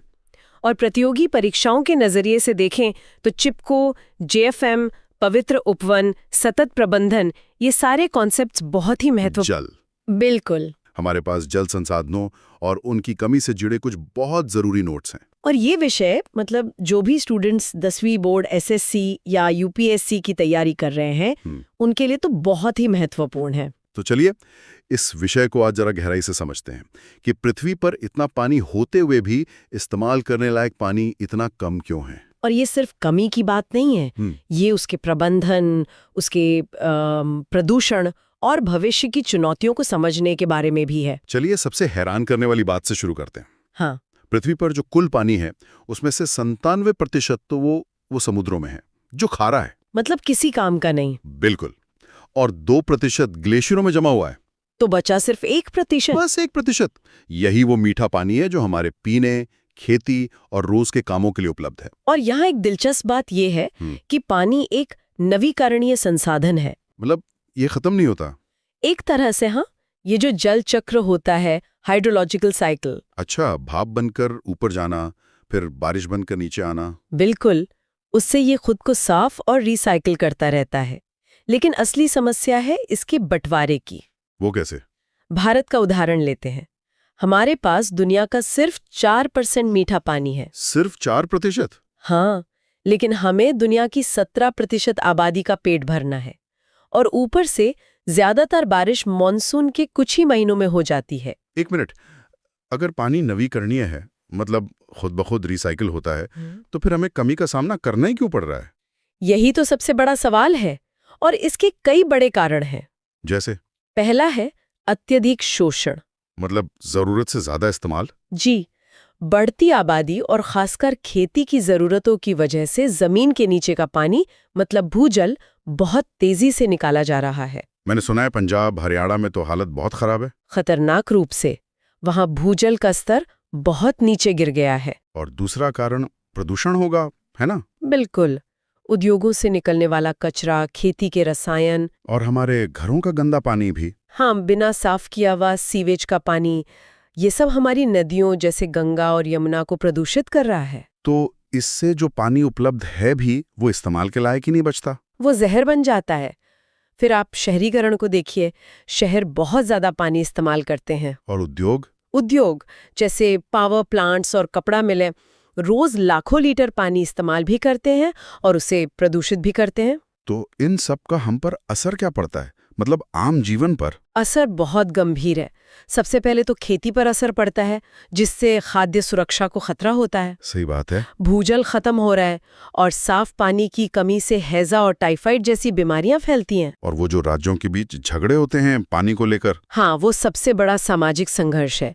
जैसे कर्नाटक और तमिलनाडु के बीच कावेरी जल विवाद, ये सालों से चल रहा है। अच्छा, इन नोट्स में एक बहुत ही मजेदार बात लिखी है। क्या? कि हमारे पूर्वजों ने इस समस्या का हल सदियों पहले ही निकाल लिया था। आप पारंपरिक जल संरक्षण प्रणालियों की बात कर रहे हैं? हाँ, ये अद्भुत थी। बिल्कुल, जैसे राजस्थान में कुंड और टांका। ये क्या होता था? जमीन के नीचे बने बड़े बड़े टैंक, बारिश का पानी जमा करने के लिए। वाह। या फिर गुजरात की बावली या वाव, सीढ़ीदार कुएं। वो सिर्फ पानी का स्रोत नहीं बल्कि कला का नमूना होते थे। और हिमालय में? वहां खेती के लिए छोटी नहरें बनाई जाती थीं, जिन्हें कुल्ह कहते हैं।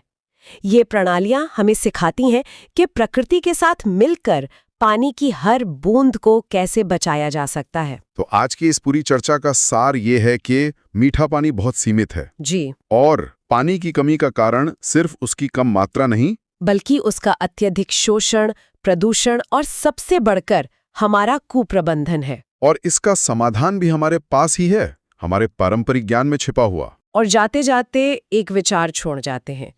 इन स्रोतों में एक जगह जिक्र है कि भविष्य के युद्ध तेल के लिए नहीं बल्कि पानी के लिए लड़े जा सकते हैं। हाँ, ये बात सोचने पर मजबूर करती है कि जल संरक्षण सिर्फ एक पर्यावरणीय मुद्दा नहीं बल्कि राष्ट्रीय सुरक्षा और मानवीय अस्तित्व का भी सवाल है। मेरे हाथ कुछ पुराने दस्तावेज लगे हैं और उनमें प्रधानमंत्री नेहरू का वो मशहूर बयान है जिसमें वो बांधों को आधुनिक भारत का मंदिर कहते हैं। हाँ, ये बहुत प्रसिद्ध है।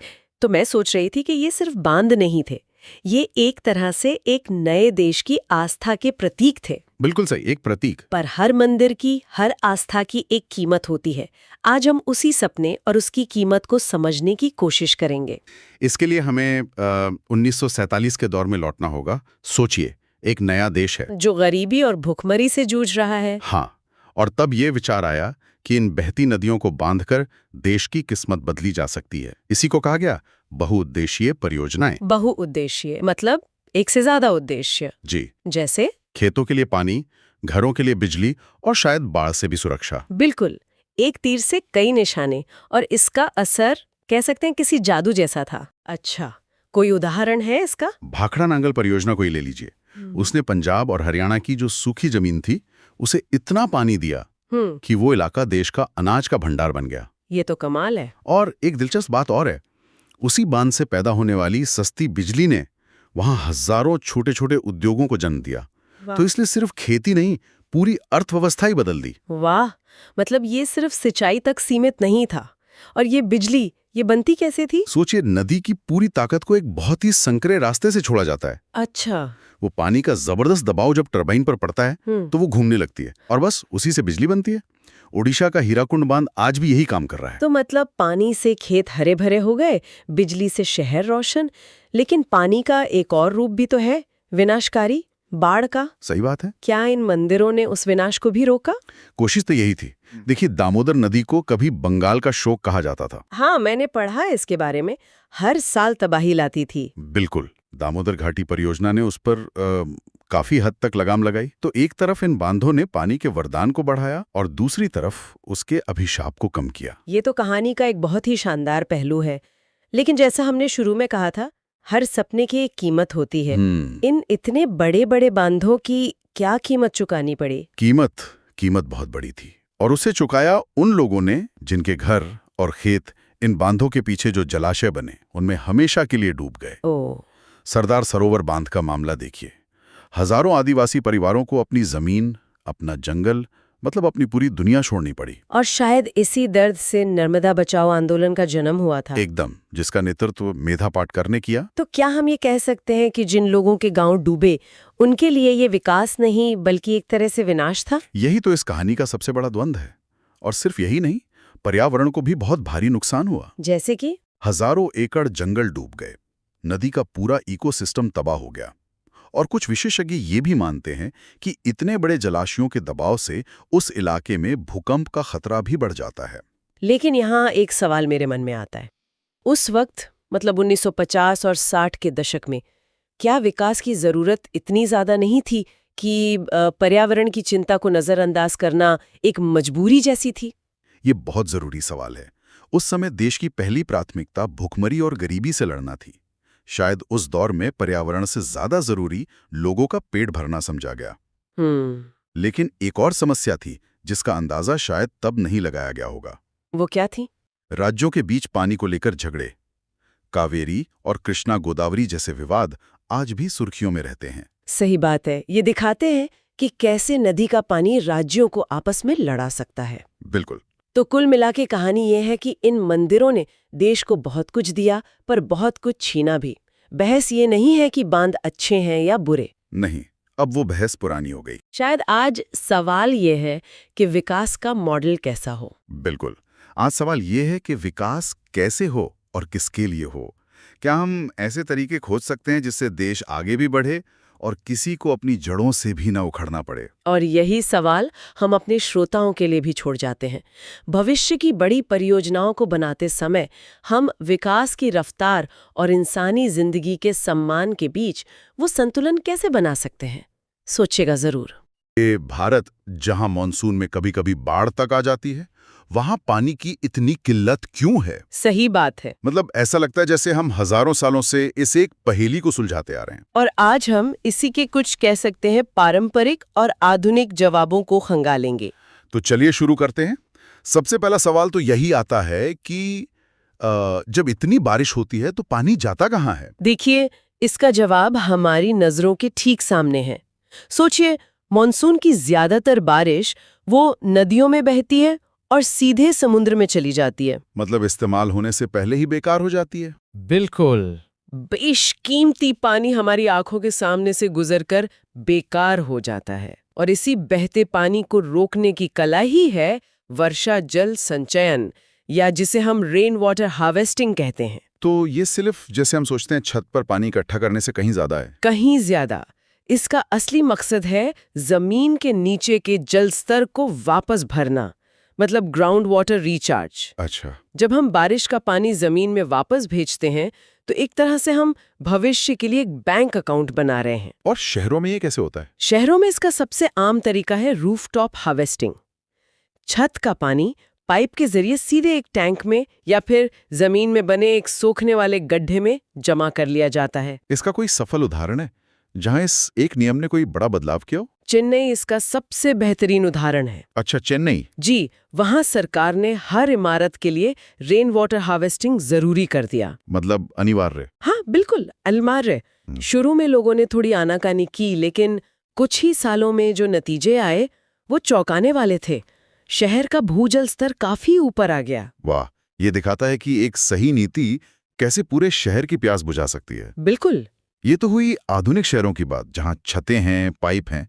लेकिन मुझे हमेशा ये हैरानी होती है कि हजारों साल पहले जब ये सब नहीं था, तब लोग क्या करते थे, खासकर राजस्थान जैसी सूखी जगहों पर। यहीं पर भारत का असली जीनियस, मतलब असली प्रतिभा सामने आती है। राजस्थान के रेगिस्तानी इलाकों में जहां पानी सोने जैसा कीमती था, हर घर के आंगन में एक टांका होता था। टांका, ये क्या होता था? ये एक अंडरग्राउंड टैंक था, घर के लिए पानी का अपना पर्सनल बैंक। और सिर्फ घर ही नहीं, पूरे गांव के लिए जोहड़ बनाए जाते थे। जोहड़? हाँ, मिट्टी के छोटे छोटे बांध। ये सिर्फ पानी नहीं रोकते थे, बल्कि पूरे समाज को एक साथ जोड़कर रखते थे। ये तो कमाल है। मतलब तकनीक भले ही बहुत साधारण लगे, पर उसके पीछे की जो सामाजिक सोच थी वो बहुत गहरी थी। बहुत गहरी। और क्या ये सिर्फ सूखे इलाकों में ही होता था? नहीं, यही तो सबसे मजेदार बात है। आप मेघालय चलिए, जहाँ दुनिया की सबसे ज्यादा बारिश होती है। हाँ, चेरापूंजी, मौसिनराम। बिल्कुल। वहां भी पानी को सहेजने का एक अनोखा तरीका है। झरनों के पानी को बांस के पाइपों के जरिए हजारों फीट दूर बागानों तक पहुंचाया जाता है। बांस के पाइप से? जी, इसे बैम्बू ड्रिप इरिगेशन कहते हैं। बिना किसी प्लास्टिक या मेटल के, पूरी तरह से प्रकृति के साथ तालमेल बिठाकर। अद्भुत। इसी तरह हिमाचल में कुल और गुजरात में बावरियां थीं। ये सिर्फ पानी के स्रोत नहीं थे, ये हमारी संस्कृति और इंजीनियरिंग के अजूबे थे। तो फिर ऐसा क्या हुआ कि हम ये सब एक तरह से भूल गए? क्या इस पुरानी बुद्धिमानी को आज की दुनिया में वापस लाने की कोई कोशिश हुई है जो सफल रही हो? एक बहुत शानदार कहानी है राजस्थान के अलवर जिले की। अच्छा। 1980 के दशक तक ये जिला बिल्कुल सूख चुका था। तब भारत के जल पुरुष कहे जाने वाले राजेंद्र सिंह वहां पहुंचे। उन्होंने सरकार से मदद नहीं मांगी, बल्कि गांव वालों को साथ लिया। और क्या किया उन्होंने? उन्होंने पुराने टूटे फूटे जोहड़ों को फिर से बनाना शुरू किया, लोगों के साथ मिलकर। और नतीजा? नतीजा किसी चमत्कार से कम नहीं था। सच में? हाँ, जैसे जैसे जोहड़ भरते गए, जमीन का पानी का स्तर ऊपर उठता गया। जो कुएं सूख चुके थे, उनमें पानी लौट आया। और जो अरवरी नदी दशकों से सूखी पड़ी थी, वो फिर से बहने लगी। एक पूरी नदी जिंदा हो गई। एक पूरी नदी को लोगों ने अपनी मेहनत से जिंदा कर दिया। वाह! तो मतलब असली हीरो तो वहां के लोग ही थे। बिल्कुल। जब तक लोग किसी चीज को अपना नहीं मानेंगे, तब तक उसका संरक्षण नहीं हो सकता। तो आज की इस पूरी बातचीत से सबसे बड़ा सबक क्या मिलता है? सबक ये है कि पानी का जवाब सिर्फ बड़ी बड़ी पाइपलाइनों और बांधों में नहीं है। जवाब छिपा है पारंपरिक ज्ञान और सामुदायिक भागीदारी को मिलाने में।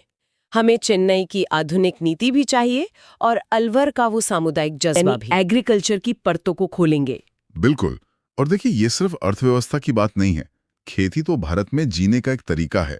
हमारे त्योहारों से लेकर हमारे खाने तक हर चीज में ये घुला मिला है। तो चलिए सबसे बुनियादी सवाल से शुरू करते हैं। आखिर क्यों कहते हैं कि कृषि भारतीय अर्थव्यवस्था की रीढ़ है? इसका असल मतलब क्या है? इसे समझने के लिए 4 मजबूत स्तंभ हैं। पहला है देश की आमदनी में इसका हिस्सा। भले ही जीडीपी में इसका प्रतिशत अब थोड़ा कम हुआ हो, लेकिन आज भी देश की लगभग 70% ग्रामीण आबादी की रोटी सीधे सीधे खेतों से ही आती है। और सिर्फ जीडीपी ही क्यों? इसका असर तो हमारी रोजमर्रा की जिंदगी पर है। हमारी थाली में जो चावल गेहूं है, हमारी चाय में जो चीनी है, और हम जो कपड़े पहनते हैं, उसका कपास। हाँ, वो सब तो खेतों से ही चल रहा है। आपने बिल्कुल सही नस पकड़ी है। और यही हमारा दूसरा स्तंभ है। यह हमें भोजन तो देता ही है, साथ ही कपड़ा और चीनी जैसी बड़ी इंडस्ट्रीज के लिए कच्चा माल भी देता है। अच्छा। तीसरा स्तंभ है रोजगार। आज भी भारत में सबसे ज्यादा लोग खेती किसानी में ही काम करते हैं। और चौथा है अंतर्राष्ट्रीय व्यापार। हाँ, हमारी चाय, मसाले और बासमती चावल दुनिया भर में मशहूर हैं, जिनसे देश को विदेशी मुद्रा मिलती है। तो ये तो साफ हो गया कि ये हमारी अर्थव्यवस्था का इंजन है। लेकिन मैं ये सोच रही थी कि पंजाब का किसान जिस तरह ट्रैक्टर से खेती करता है, क्या नागालैंड के पहाड़ों में बैठा किसान भी वैसे ही करता होगा? जाहिर है नहीं। तो ये फर्क असल में है क्या? ये समझना बड़ा दिलचस्प है। ये एक बहुत ही जरूरी सवाल है, और यहीं से खेती के 3 मुख्य प्रकार सामने आते हैं। सबसे पहला है प्रारंभिक जीविका कृषि, मतलब खेती का सबसे पुराना और सीधा साधा तरीका। यानी किसान सिर्फ अपने परिवार का पेट पालने के लिए खेती करता है, बाजार के लिए नहीं। बिल्कुल। औजार भी वही पुराने, कुदाल, लकड़ी का हल। अच्छा, इसी में वो झूम खेती भी आती है जिसके बारे में हम अक्सर पढ़ते हैं, जिसे स्लैश एंड बर्न भी कहते हैं। हाँ बिल्कुल, कर्तन दहन प्रणाली या झूम खेती इसी का एक बहुत अच्छा उदाहरण है। इसमें आदिवासी समुदाय जंगल के एक टुकड़े को साफ करके खेती करते हैं और जब जमीन की उपजाऊ शक्ति कम हो जाती है तो वे दूसरी जगह चले जाते हैं। इसे मणिपुर में पामलू और मध्य प्रदेश में बेवर जैसे कई स्थानीय नामों से भी जाना जाता है। यानी ये तरीका वहां काम करता है जहां जमीन ज्यादा और आबादी कम हो। लेकिन उत्तर प्रदेश या बिहार जैसे राज्यों का क्या, जहां जमीन कम और खाने वाले ज्यादा हैं? वहीं पर खेती का दूसरा प्रकार आता है, वो है गहन जीविका कृषि। सोचिए, जहां जमीन का एक छोटा सा टुकड़ा ही किसान की पूरी दुनिया है, वहां वो जमीन का 1 इंच भी खाली नहीं छोड़ सकता। वो ज्यादा से ज्यादा सिंचाई और मेहनत करके उसी छोटे से खेत से साल भर का अनाज निकालने की कोशिश करता है। चावल और गेहूं इसकी मुख्य फसलें हैं। और तीसरा प्रकार तो फिर इसका ठीक उल्टा होगा, जहां मकसद सिर्फ पेट भरना नहीं बल्कि पैसा कमाना है। सही। उसे कहते हैं वाणिज्यिक कृषि या कमर्शियल फार्मिंग। इसमें बड़े बड़े फार्म्स होते हैं, मॉडर्न मशीनें होती हैं और कीटनाशकों का भरपूर इस्तेमाल होता है ताकि पैदावार ज्यादा से ज्यादा हो और उसे बाजार में बेचकर मुनाफा कमाया जा सके। गन्ना, कपास, चाय, कॉफी ये सब इसके बेहतरीन उदाहरण हैं। तो हमने खेती के अलग अलग तरीके समझ लिए, लेकिन इन सभी तरीकों को एक चीज आपस में जोड़ती है और वो है मौसम का चक्र। यहीं से खरीफ, रबी और जायद की कहानी शुरू होती है। बिल्कुल। भारत की पूरी खेती देखिए मानसून के इर्द गिर्द ही घूमती है। पहली है खरीफ, यानी मानसून की फसल। जैसे ही जून जुलाई में बारिश शुरू होती है, इसकी बुआई होती है और सितंबर अक्टूबर में कटाई हो जाती है। हाँ, चावल, मक्का, कपास ये सब खरीफ की फसलें हैं। ये जब मानसून चला जाता है और सर्दियां दस्तक देती हैं, तब आती है रबी की फसल। इसकी बुआई अक्टूबर से दिसंबर के बीच होती है और कटाई गर्मियों की शुरुआत में, यानी अप्रैल से जून तक। सही। हमारा पसंदीदा गेहूं, जौ, चना और सरसों इसी मौसम की देन है। और इन दोनों के बीच जो एक छोटा सा गर्मी का मौसम आता है, उसमें जायद फसलें बोई जाती हैं। इसमें तरबूज, खरबूजा, खीरा जैसी पानी से भरपूर फसलें होती हैं जो हमें गर्मियों में राहत देते हैं। तो आज हमने भारतीय कृषि के 3 जरूरी पहलुओं को समझा।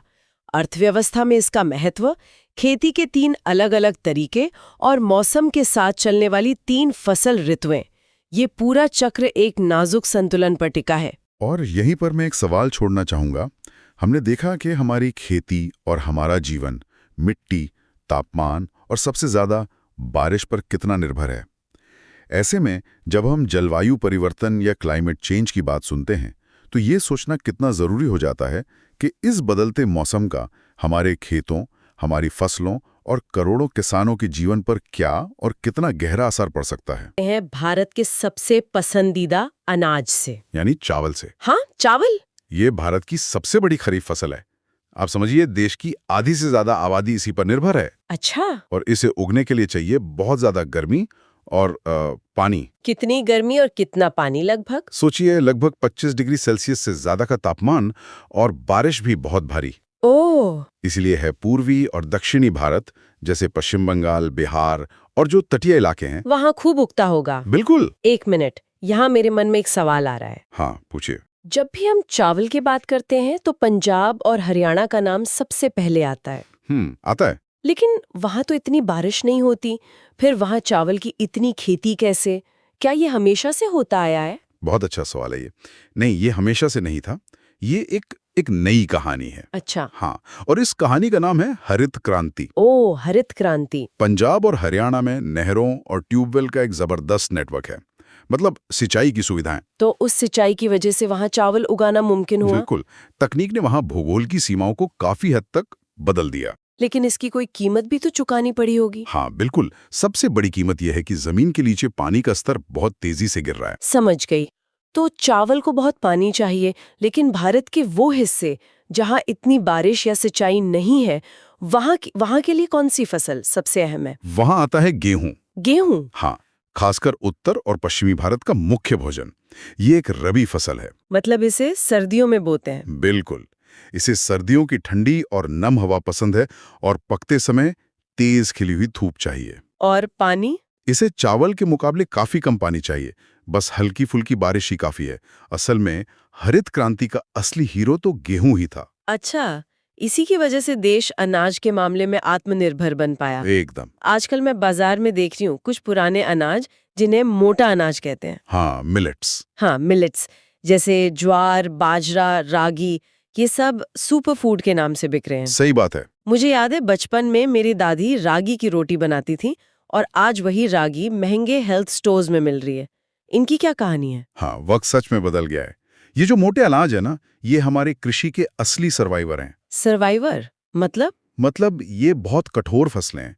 ये कम बारिश और कम उपजाऊ मिट्टी में भी आसानी से उग जाती हैं। अरे वाह। जैसे ज्वार महाराष्ट्र में, बाजरा राजस्थान की रेतीली जमीन पर और रागी कर्नाटक की सूखी जमीन पर लहलहाती हैं।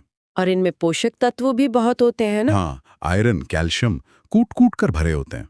तो फिर एक सवाल और, अगर ये फसलें इतनी कमाल की हैं, तो हरित क्रांति में इन पर ध्यान क्यों नहीं दिया गया? हम गेहूं और चावल पर ही क्यों अटक गए? देखिए, उस समय की प्राथमिकता अलग थी। क्या प्राथमिकता थी कम समय में ज्यादा से ज्यादा अनाज पैदा करके भूखमरी मिटाना। हाँ, और गेहूं चावल की नई किस्मों से पैदावार एकदम से बढ़ गई। और मिलेट्स पर उतना शोध नहीं हुआ। हाँ, लेकिन अब क्लाइमेट चेंज के दौर में जब पानी की कमी एक बड़ी चुनौती है, तो दुनिया को यही सुपर फूड्स भविष्य की फसलें लग रही हैं। बिल्कुल सही। अच्छा, अब आते हैं दो और जरूरी खिलाड़ियों पर, मक्का और दालें। दाल के बिना तो ज्यादातर भारतीयों का खाना ही पूरा नहीं होता। बिल्कुल। मक्का एक दिलचस्प फसल है जो भोजन और पशुओं के चारे दोनों काम आती है। और दालें? दालें तो लाजवाब हैं। ये प्रोटीन का सबसे अच्छा स्रोत तो है ही, साथ ही ये मिट्टी के लिए एक हेल्थ ड्रिंक का काम करती हैं। Health drink? ये तो सुनने में बहुत मजेदार लग रहा है। इसका क्या मतलब है? इसका मतलब है कि दाल के पौधों की जड़ों में एक खासियत होती है। अच्छा। वो हवा में जो नाइट्रोजन होती है ना, उसे खींचकर सीधे मिट्टी में भर देती हैं। अरे वाह, मतलब मिट्टी की उपजाऊ शक्ति अपने आप बढ़ जाती है। एकदम। इसीलिए किसान अक्सर एक फसल के बाद खेत को आराम देने के लिए उसमें दालें उगाते हैं। और भारत में मध्य प्रदेश दालों का सबसे बड़ा उत्पादक है। तो आज हमने देखा कि भारत की हर फसल के पीछे एक पूरी कहानी है, कहीं पानी और तकनीक की, तो कहीं सूखे में भी टिके रहने की। एकदम सही। ये सिर्फ ज्योग्राफी नहीं है, बल्कि जरूरत और इंसान की मेहनत की कहानी भी है। और परीक्षा के लिए इन फसलों की जरूरतें और मुख्य उत्पादक राज्यों को याद रखना जरूरी है। हाँ, लेकिन उनके पीछे के क्यों को समझना भी उतना ही अहम है, रटना नहीं है। बिल्कुल। हम देखेंगे कि गन्ना, कपास और जूट जैसी फसलें कैसे देश के आर्थिक ताने बाने को बुनती हैं। और फिर हरित और श्वेत क्रांति जैसे बड़े कदमों ने कैसे काम किया। बिल्कुल, उन्होंने न केवल उत्पादन बढ़ाया, बल्कि किसानों के जीवन को बदलने की एक नींव भी रखी। तो चलिए शुरुआत गन्ने से करते हैं, चीनी और गुड़ का मुख्य स्रोत। हाँ, जिसके लिए गर्म और नम जलवायु चाहिए। और इसमें उत्तर प्रदेश का नाम सबसे पहले आता है ना? हाँ, यूपी सबसे बड़ा उत्पादक है और भारत दुनिया में ब्राजील के बाद दूसरे स्थान पर है। यहाँ एक दिलचस्प बात है, हर फसल की अपनी एक अलग पहचान और जरूरत होती है। सही कहा। जैसे कपास को ही ले लीजिए। सफेद सोना। हाँ, सफेद सोना, उसे काली मिट्टी और गर्म मौसम चाहिए। वहीं जूट, जिसे सुनहरा रेशा कहते हैं, उसके लिए तो बिल्कुल उल्टा माहौल चाहिए। बिल्कुल, उसे हर साल बाढ़ से आई नई जलोढ़ मिट्टी और खड़ा पानी चाहिए। इसीलिए भारत जूट का सबसे बड़ा उत्पादक है। और अगर पेय फसलों की बात करें, तो असम की चाय और कर्नाटक की कॉफी तो दुनिया भर में मशहूर हैं। चाय के लिए पहाड़ी ढलान बहुत जरूरी है ताकि पानी जड़ों में रुके नहीं। अच्छा, और कॉफी? भारतीय कॉफी की कहानी तो और भी खास है। बाबा बुदान वाली? हाँ, वही। इसकी शुरुआत 17वीं सदी में बाबा बुदान नाम के एक सूफी संत ने की थी। वो अरब से इसके बीज लाए थे। कमाल है। और आज भारत की जो अरेबिका कॉफी है, वो अपने स्वाद के लिए विश्व विख्यात है। तो ये तो हुई फसलों की बात। लेकिन आज़ादी के बाद भारतीय कृषि को एक बहुत बड़े बदलाव की जरूरत थी, बहुत ज्यादा जरूरत थी। यहीं से 1960 के दशक में हरित क्रांति की शुरुआत होती है। उन्नत बीज मतलब HYV सीड्स, खाद और सिंचाई। हाँ, इन सब के इस्तेमाल से गेहूं और चावल के उत्पादन में जबरदस्त बढ़ोतरी हुई। इसने भारत को एक खाद्य अभाव वाले देश से खाद्य अधिशेष वाला देश बना दिया। मतलब हम अपनी जरूरत से ज्यादा उगाने लगे। और इसी तरह श्वेत क्रांति, जिसे ऑपरेशन फ्लड भी कहा जाता है, उसने दूध उत्पादन में क्रांति ला दी। और आज भारत दुनिया का सबसे बड़ा दूध उत्पादक है। ये उसी की देन है। लेकिन उत्पादन बढ़ाने के साथ साथ किसानों को सीधे तौर पर मदद करने के लिए भी तो कई सुधार हुए होंगे। हाँ, वो बहुत जरूरी थे, जिन्हें हम संस्थागत सुधार कहते हैं। जैसे जमींदारी प्रथा का उन्मूलन, वो सबसे बड़ा कदम था। फिर किसान क्रेडिट कार्ड यानी केसीसी योजना आई। और अब तो फसलों का ऑनलाइन व्यापार भी होता है, ई-नाम के जरिए। बिल्कुल, ई-नाम यानी राष्ट्रीय कृषि बाजार। ये सब उसी दिशा में उठाए गए कदम हैं। इतनी प्रगति के बावजूद आज भी भारतीय किसान कई चुनौतियों का सामना करते हैं। हाँ, ये एक सच्चाई है। जैसे खेतों का छोटा आकार, मॉनसून पर निर्भरता और बाजार में कीमतों का उतार चढ़ाव, ये सबसे बड़ी समस्या है। तो इसका समाधान क्या है? भविष्य की राह क्या है? देखिए, अब कृषि का भविष्य टिकाऊ खेती में देखा जा रहा है। सस्टेनेबल एग्रीकल्चर, मतलब जैविक खेती। हाँ, जैविक खेती, जिसमें रासायनिक उर्वरकों की जगह गोबर और केंचुए की खाद का इस्तेमाल होता है, और वर्षा जल संचयन जैसी तकनीकें, इन पर बहुत जोर दिया जा रहा है। तो इसका लक्ष्य यही है कि आज की जरूरतें पूरी हों, लेकिन भविष्य से समझौता किए बिना। बिल्कुल सही। तो आज हमने भारत की वाणिज्यिक फसलों के महत्व को समझा, फिर कृषि में हुए क्रांतिकारी सुधारों और भविष्य की दिशा पर भी बात की। ये भारतीय कृषि के लचीलेपन की कहानी है, जो इतनी चुनौतियों के बावजूद देश का आधार बनी हुई है। बिल्कुल। और अंत में एक विचार छोड़ जाते हैं। जरूर। जैसे जैसे हम तकनीकी नवाचार और डिजिटल खेती की ओर बढ़ रहे हैं, ये सोचना कितना महत्वपूर्ण है कि हम इस प्रगति को किसान की पारंपरिक समझ और प्रकृति के साथ संतुलन में कैसे रख सकते हैं। ये एक बहुत जरूरी सवाल है। कहीं ऐसा न हो कि पैदावार बढ़ाने की दौड़ में हम अपनी मिट्टी की सेहत ही खो दें। कि आखिर ये खनिज हैं क्या? देखिए, ये प्रकृति में मिलने वाले ऐसे पदार्थ हैं जिनकी एक अपनी एक निश्चित रासायनिक बनावट होती है। हमारे फोन से लेकर इमारतों तक सब कुछ कहीं ना कहीं खनिजों से ही बना है। और सबसे बड़ी बात यह है कि ये संसाधन सीमित है। इन्हें बनने में लाखों साल लगते हैं। लाखों साल। तो इन खनिजों को हम किन मुख्य श्रेणियों में बांट सकते हैं? ये सवाल परीक्षाओं में अक्सर पूछा जाता है। हाँ, इन्हें मुख्य रूप से 3 भागों में बांटा गया है। पहला है धात्विक खनिज, मतलब मेटालिक मिनरल्स, जिनसे हमें धातु मिलती है, जैसे लौह अयस्क या फिर बॉक्साइट। अच्छा, और इसमें भी तो लौह और अलौह वाले होते हैं। सही कहा। इन्हें भी 2 हिस्सों में बांटा गया है।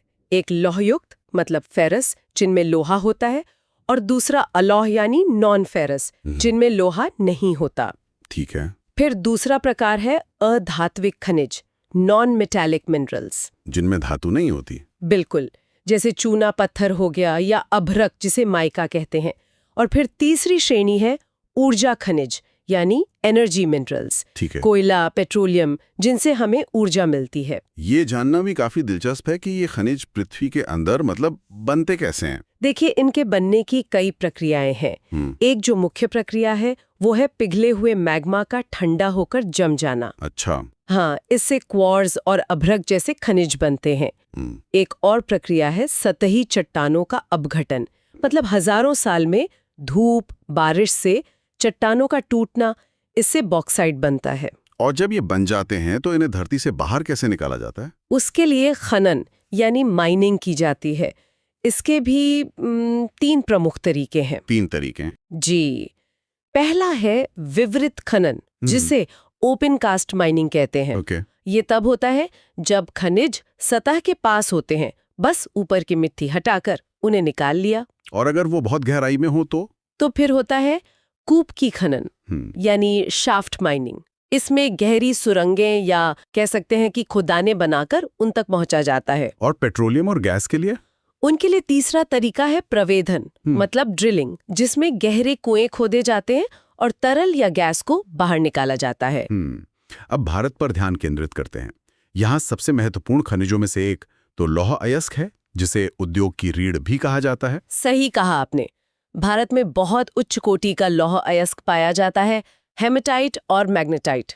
इसका इस्तेमाल स्टील बनाने में होता है, जो फिर पुल, रेलवे, गाड़ियां, सब कुछ बनाने के काम आता है। और इसमें ओडिशा सबसे आगे है ना? हाँ, ओडिशा भारत का सबसे बड़ा लौह अयस्क उत्पादक राज्य है। लौह अयस्क के अलावा बॉक्साइट भी बहुत महत्वपूर्ण है। जी, बॉक्साइट से एल्यूमिनियम बनता है, एक बहुत हल्की और मजबूत धातु।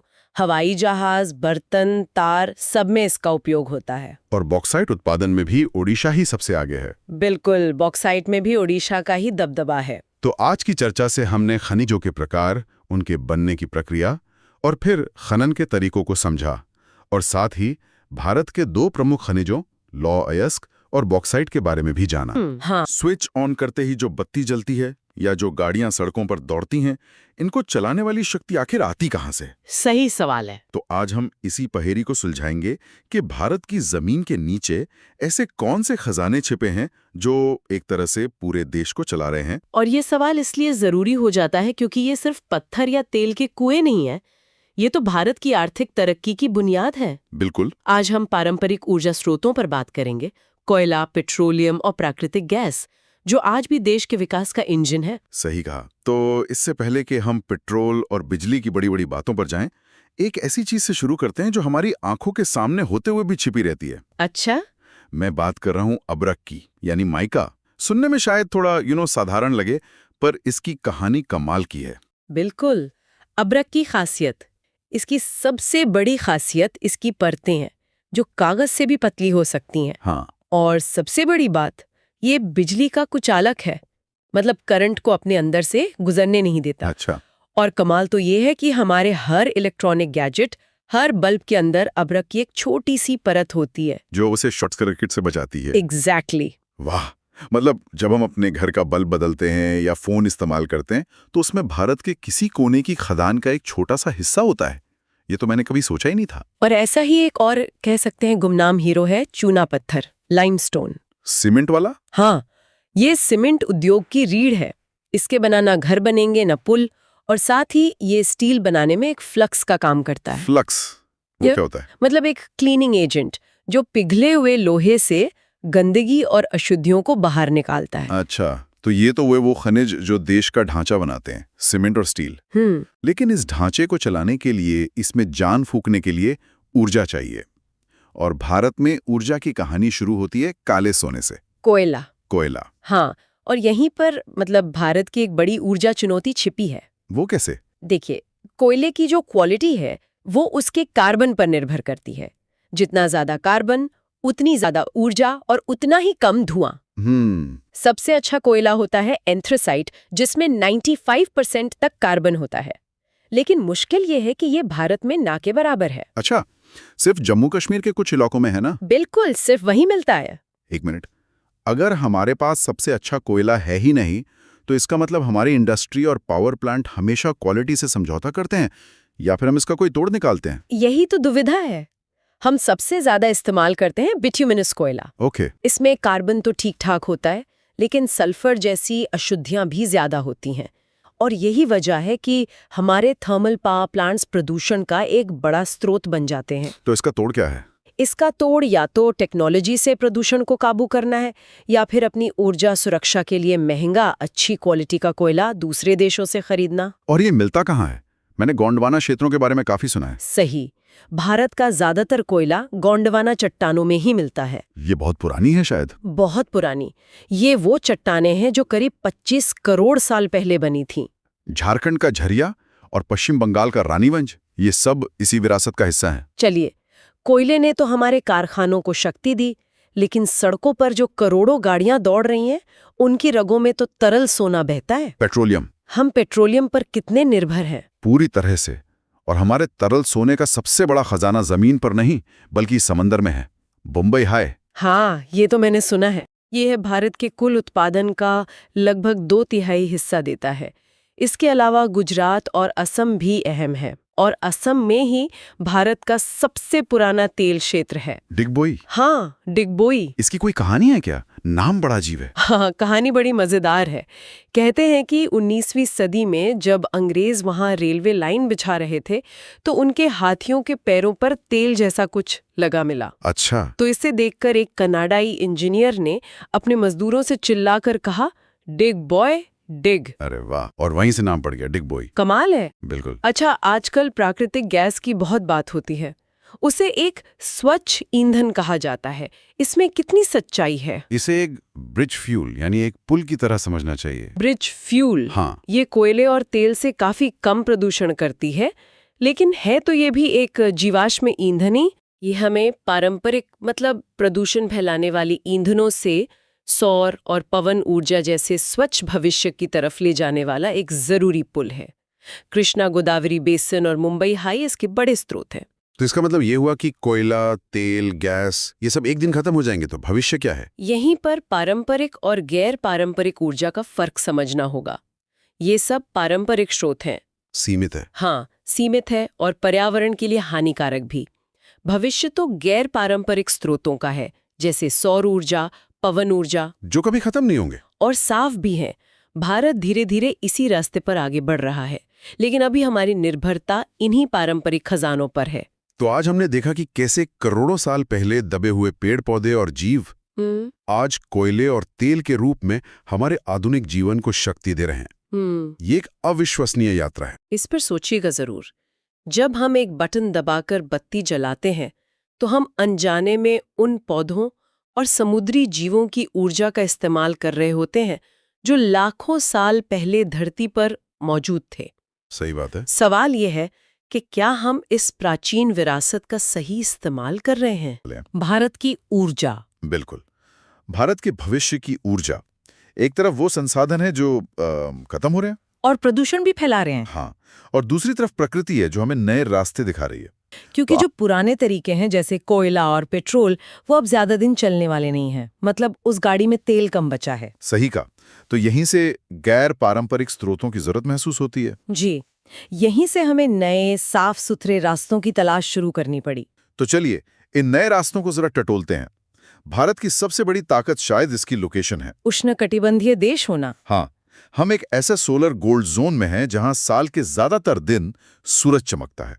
मतलब आसमान से रोज एक खजाना बरसता है। और इसका सबसे बड़ा सबूत है राजस्थान का वो Bhadla solar park. Bhadla solar park. हाँ, और भादला के बारे में दिलचस्प बात सिर्फ उसका आकार नहीं है। उसने ये साबित कर दिया है कि बंजर जमीन भी भारत की ऊर्जा राजधानी बन सकती है। ये तो उन दूरदराज के गांवों के लिए एक क्रांति जैसा है। बिल्कुल, जहां आज भी बिजली के तार नहीं पहुंचे हैं, वहां अब सूरज ही उनका पावर हाउस बन गया है। मैंने कहीं पढ़ा था कि कैसे एक गांव में सोलर पैनल लगने के बाद बच्चों ने पहली बार रात में लाइट जलाकर पढ़ाई की। ये सिर्फ बिजली नहीं है, ये जिंदगियां बदल रही हैं। अच्छा, तो सूरज तो हमारा साथ दे ही रहा है, लेकिन भारत के तटीय इलाकों में एक और ताकतवर दोस्त है, हवा। सही कहा आपने। भारत की जो इतनी लंबी तट रेखा है और जो मानसूनी हवाएं चलती हैं, वो पवन ऊर्जा के लिए एक आदर्श माहौल बनाती हैं। तमिलनाडु जैसे राज्य इसमें सबसे आगे हैं, है ना? जी, तमिलनाडु इसमें अगुवाई कर रहा है।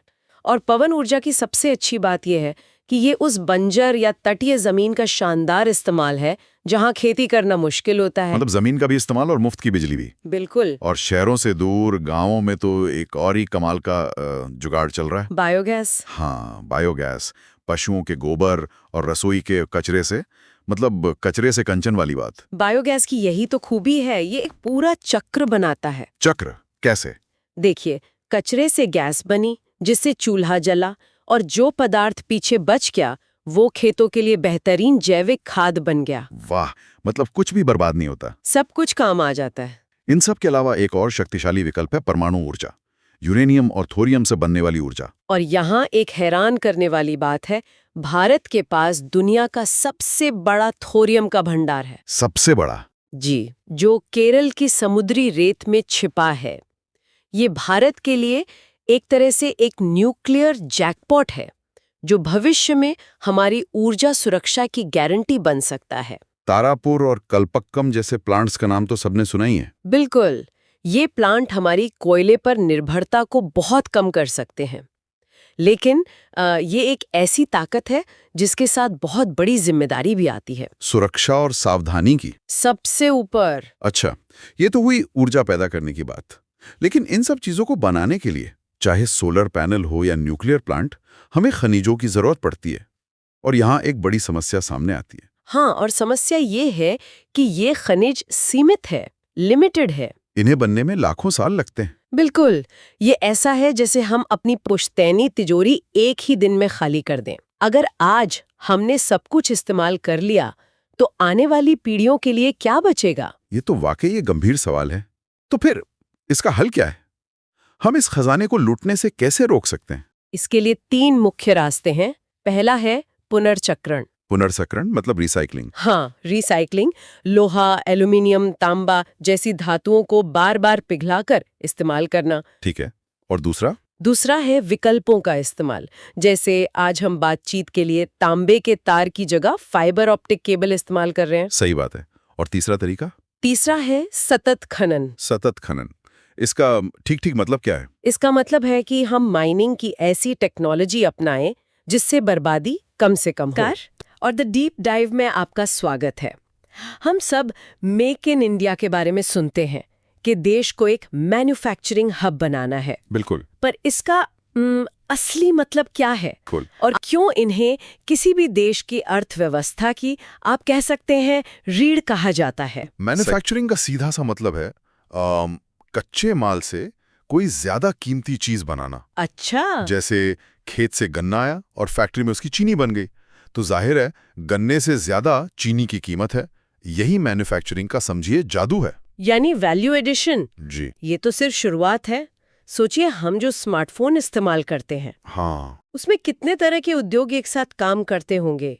स्क्रीन और बॉडी के लिए खनिज, प्रोसेसर चिप के लिए रसायन, और शायद उसके लेदर कवर के लिए कृषि आधारित उद्योग। बिल्कुल। ये तो कमाल का तालमेल है। हाँ, आपने बहुत अच्छा उदाहरण दिया। इसी से हम उद्योगों के वर्गीकरण को समझ सकते हैं। ओके। कच्चे माल के आधार पर देखें तो 3 मुख्य प्रकार हैं। पहला कृषि आधारित, जैसे कपड़ा या चीनी मिले। हाँ बिल्कुल। दूसरा खनिज आधारित, मतलब लोहा, इस्पात या सीमेंट के कारखाने। एकदम सही। और तीसरा रसायन आधारित, जो पेंट, खाद या आपके फोन की बैटरी बनाते हैं। और इन उद्योगों का मालिक कौन है? इस आधार पर भी तो इन्हें बांटा जाता है ना? हाँ। ये वाला हिस्सा तो प्रतियोगी परीक्षाओं में अक्सर मैच द फॉलोइंग सवालों में आता है। हाँ, ये बहुत महत्वपूर्ण है। स्वामित्व के आधार पर 4 तरह के उद्योग होते हैं। पहला है सार्वजनिक क्षेत्र, मतलब पब्लिक सेक्टर, जिनकी मालिक सरकार होती है। जैसे सेल या भेल। बिल्कुल। इनका मकसद सिर्फ मुनाफा नहीं बल्कि जन कल्याण भी होता है। फिर है निजी क्षेत्र, प्राइवेट सेक्टर, जो किसी व्यक्ति या कंपनी के होते हैं, जैसे टाटा या रिलायंस। इनका तो मुख्य उद्देश्य लाभ कमाना ही है। सही। और बाकी 2? तीसरा है संयुक्त क्षेत्र, जॉइंट सेक्टर, जहां सरकार और निजी कंपनी मिलकर काम करते हैं। इसका सबसे अच्छा उदाहरण मारुति सुजुकी है। बिल्कुल। और चौथा, जो मुझे सबसे दिलचस्प लगता है, वो है सहकारी क्षेत्र, कोऑपरेटिव सेक्टर। अच्छा। इसे उत्पादक या मजदूर मिलकर चलाते हैं। अमूल इसका सबसे बड़ा, सबसे सफल उदाहरण है। हाँ, अमूल ने तो भारत में दूध की क्रांति हिला दी। बिल्कुल। अमूल का उदाहरण दिखाता है कि कैसे एक उद्योग पूरे समाज को, खासकर कृषि को, बदल सकता है। तो क्या यही विनिर्माण का सबसे बड़ा फायदा है? आप बिल्कुल सही जगह पहुंची हैं। यही इसका सबसे बड़ा महत्व है। पहला, ये खेती पर हमारी निर्भरता कम करता है। आज भी हमारी आधी से ज्यादा आबादी खेती पर निर्भर है, लेकिन जीडीपी में उसका हिस्सा बहुत कम है। मैन्युफैक्चरिंग इंडस्ट्रीज शहरों और गांवों में नई नौकरियां बनाती हैं। और एक दिलचस्प तथ्य ये भी है कि मैन्युफैक्चरिंग में लगने वाली हर एक नौकरी अर्थव्यवस्था में 3 और नौकरियों को सहारा देती है। हाँ, ट्रांसपोर्ट, डिजाइन, दुकानदारी, सब कुछ जुड़ा है। और ये खेती को आधुनिक भी तो बनाता है। ट्रैक्टर, सिंचाई के पंप, उर्वरक, ये सब कहाँ बनते हैं? फैक्ट्रियों में ही। तो इसका मतलब ये नहीं कि उद्योग बनाम कृषि है, बल्कि ये दोनों एक दूसरे के साथी हैं। बिल्कुल। इन्हें 2 स्तंभों की तरह माना जाता है, जो मिलकर राष्ट्र को सहारा देते हैं। एक के बिना दूसरा अधूरा है। ठीक है, ये तो समझ आ गया। लेकिन मान लीजिए मुझे एक बिस्किट की फैक्ट्री लगानी है। मैं ये कैसे तय करूंगी कि उसे कहाँ लगाना चाहिए? किसी गांव में या शहर के पास? बहुत अच्छा सवाल है। देखिए, कोई भी फैक्ट्री कहीं भी नहीं लग सकती। इसके लिए कई चीजें देखनी पड़ती हैं। जैसे बिस्किट फैक्ट्री के लिए आपको सबसे पहले क्या चाहिए? गेहूं और चीनी, यानी कच्चा माल। तो आप चाहेंगे कि आपकी फैक्ट्री खेतों के ज्यादा दूर न हो। सही बात है। फिर आपको चाहिए बिजली, पानी और काम करने के लिए मजदूर। और जब बिस्किट बन जाएंगे तो उन्हें बेचने के लिए बाजार भी पास होना चाहिए। बिल्कुल। और बाजार तक ले जाने के लिए अच्छी सड़कें या रेलवे लाइन भी चाहिए होगी। मतलब कच्चा माल, बिजली, मजदूर, पूंजी, बाजार और परिवहन। ये मुख्य कारक हैं। और इन सब के ऊपर आती हैं सरकारी नीतियां। कई बार सरकारें किसी पिछड़े इलाके में फैक्ट्री लगाने पर टैक्स में छूट देती हैं ताकि वहां भी विकास हो। तो ये सारे कारक मिलकर तय करते हैं कि कोई उद्योग कहाँ फलेगा फूलेगा। एकदम सही। तो कुल मिलाकर विनिर्माण सिर्फ मशीनों और चिमनियों का नाम नहीं है। यह कच्चे माल को मूल्य देने, लोगों को रोजगार देने और हमारी जिंदगी को आधुनिक बनाने की एक पूरी प्रक्रिया है। चलिए एक कल्पना करते हैं।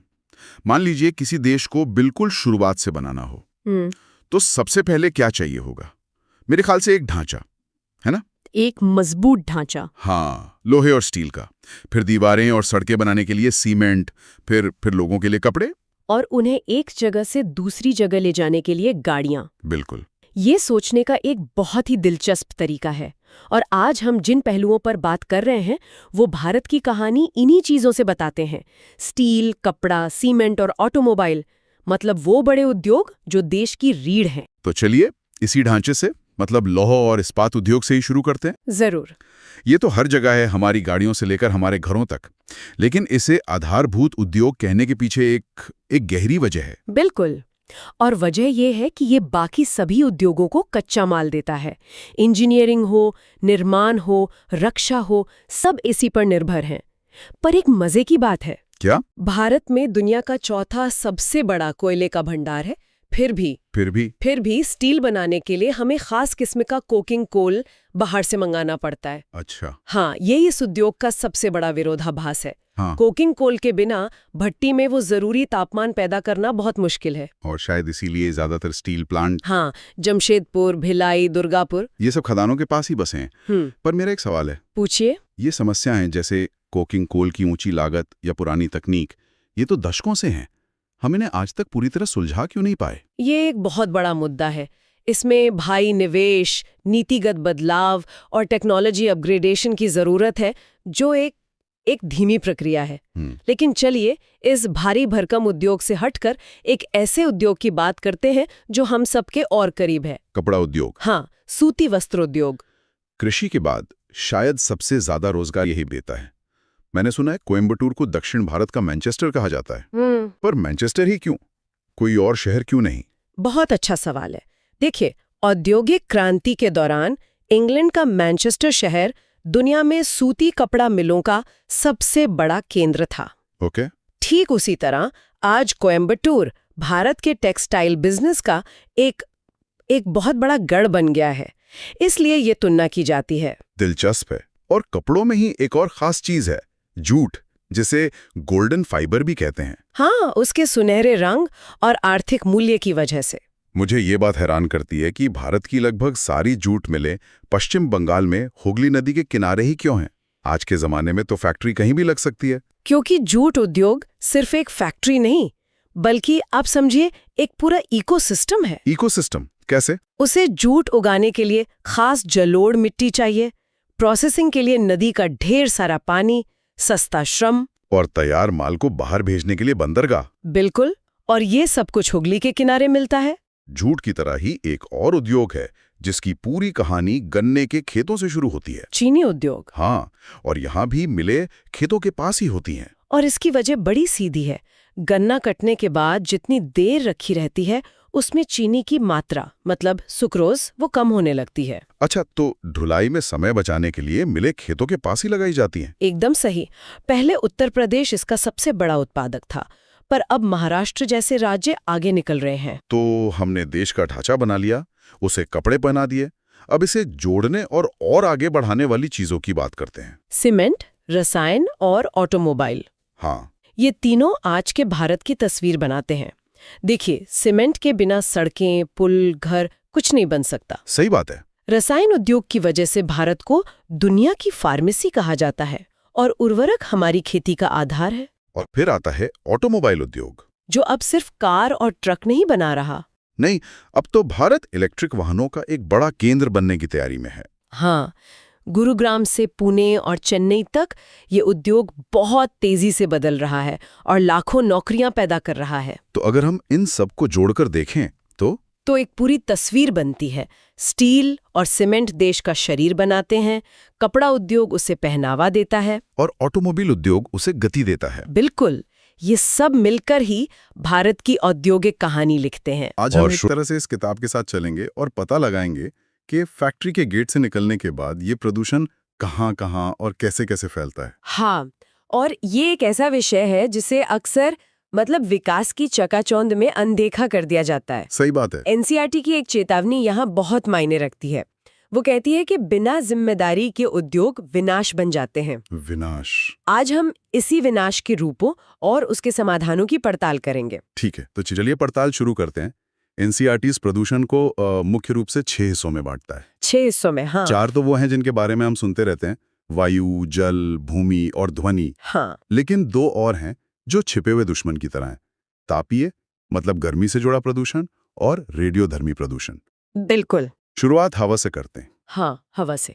देखिए, फैक्ट्रियों से जो सल्फर डाइऑक्साइड जैसी गैसें निकलती हैं, वो सिर्फ सांस की बीमारियां नहीं देती। अच्छा। जब ये गैसें बारिश की बूंदों से मिलती हैं तो एसिड रेन मतलब तेजाब की बारिश बनकर बरसती हैं। ओहो।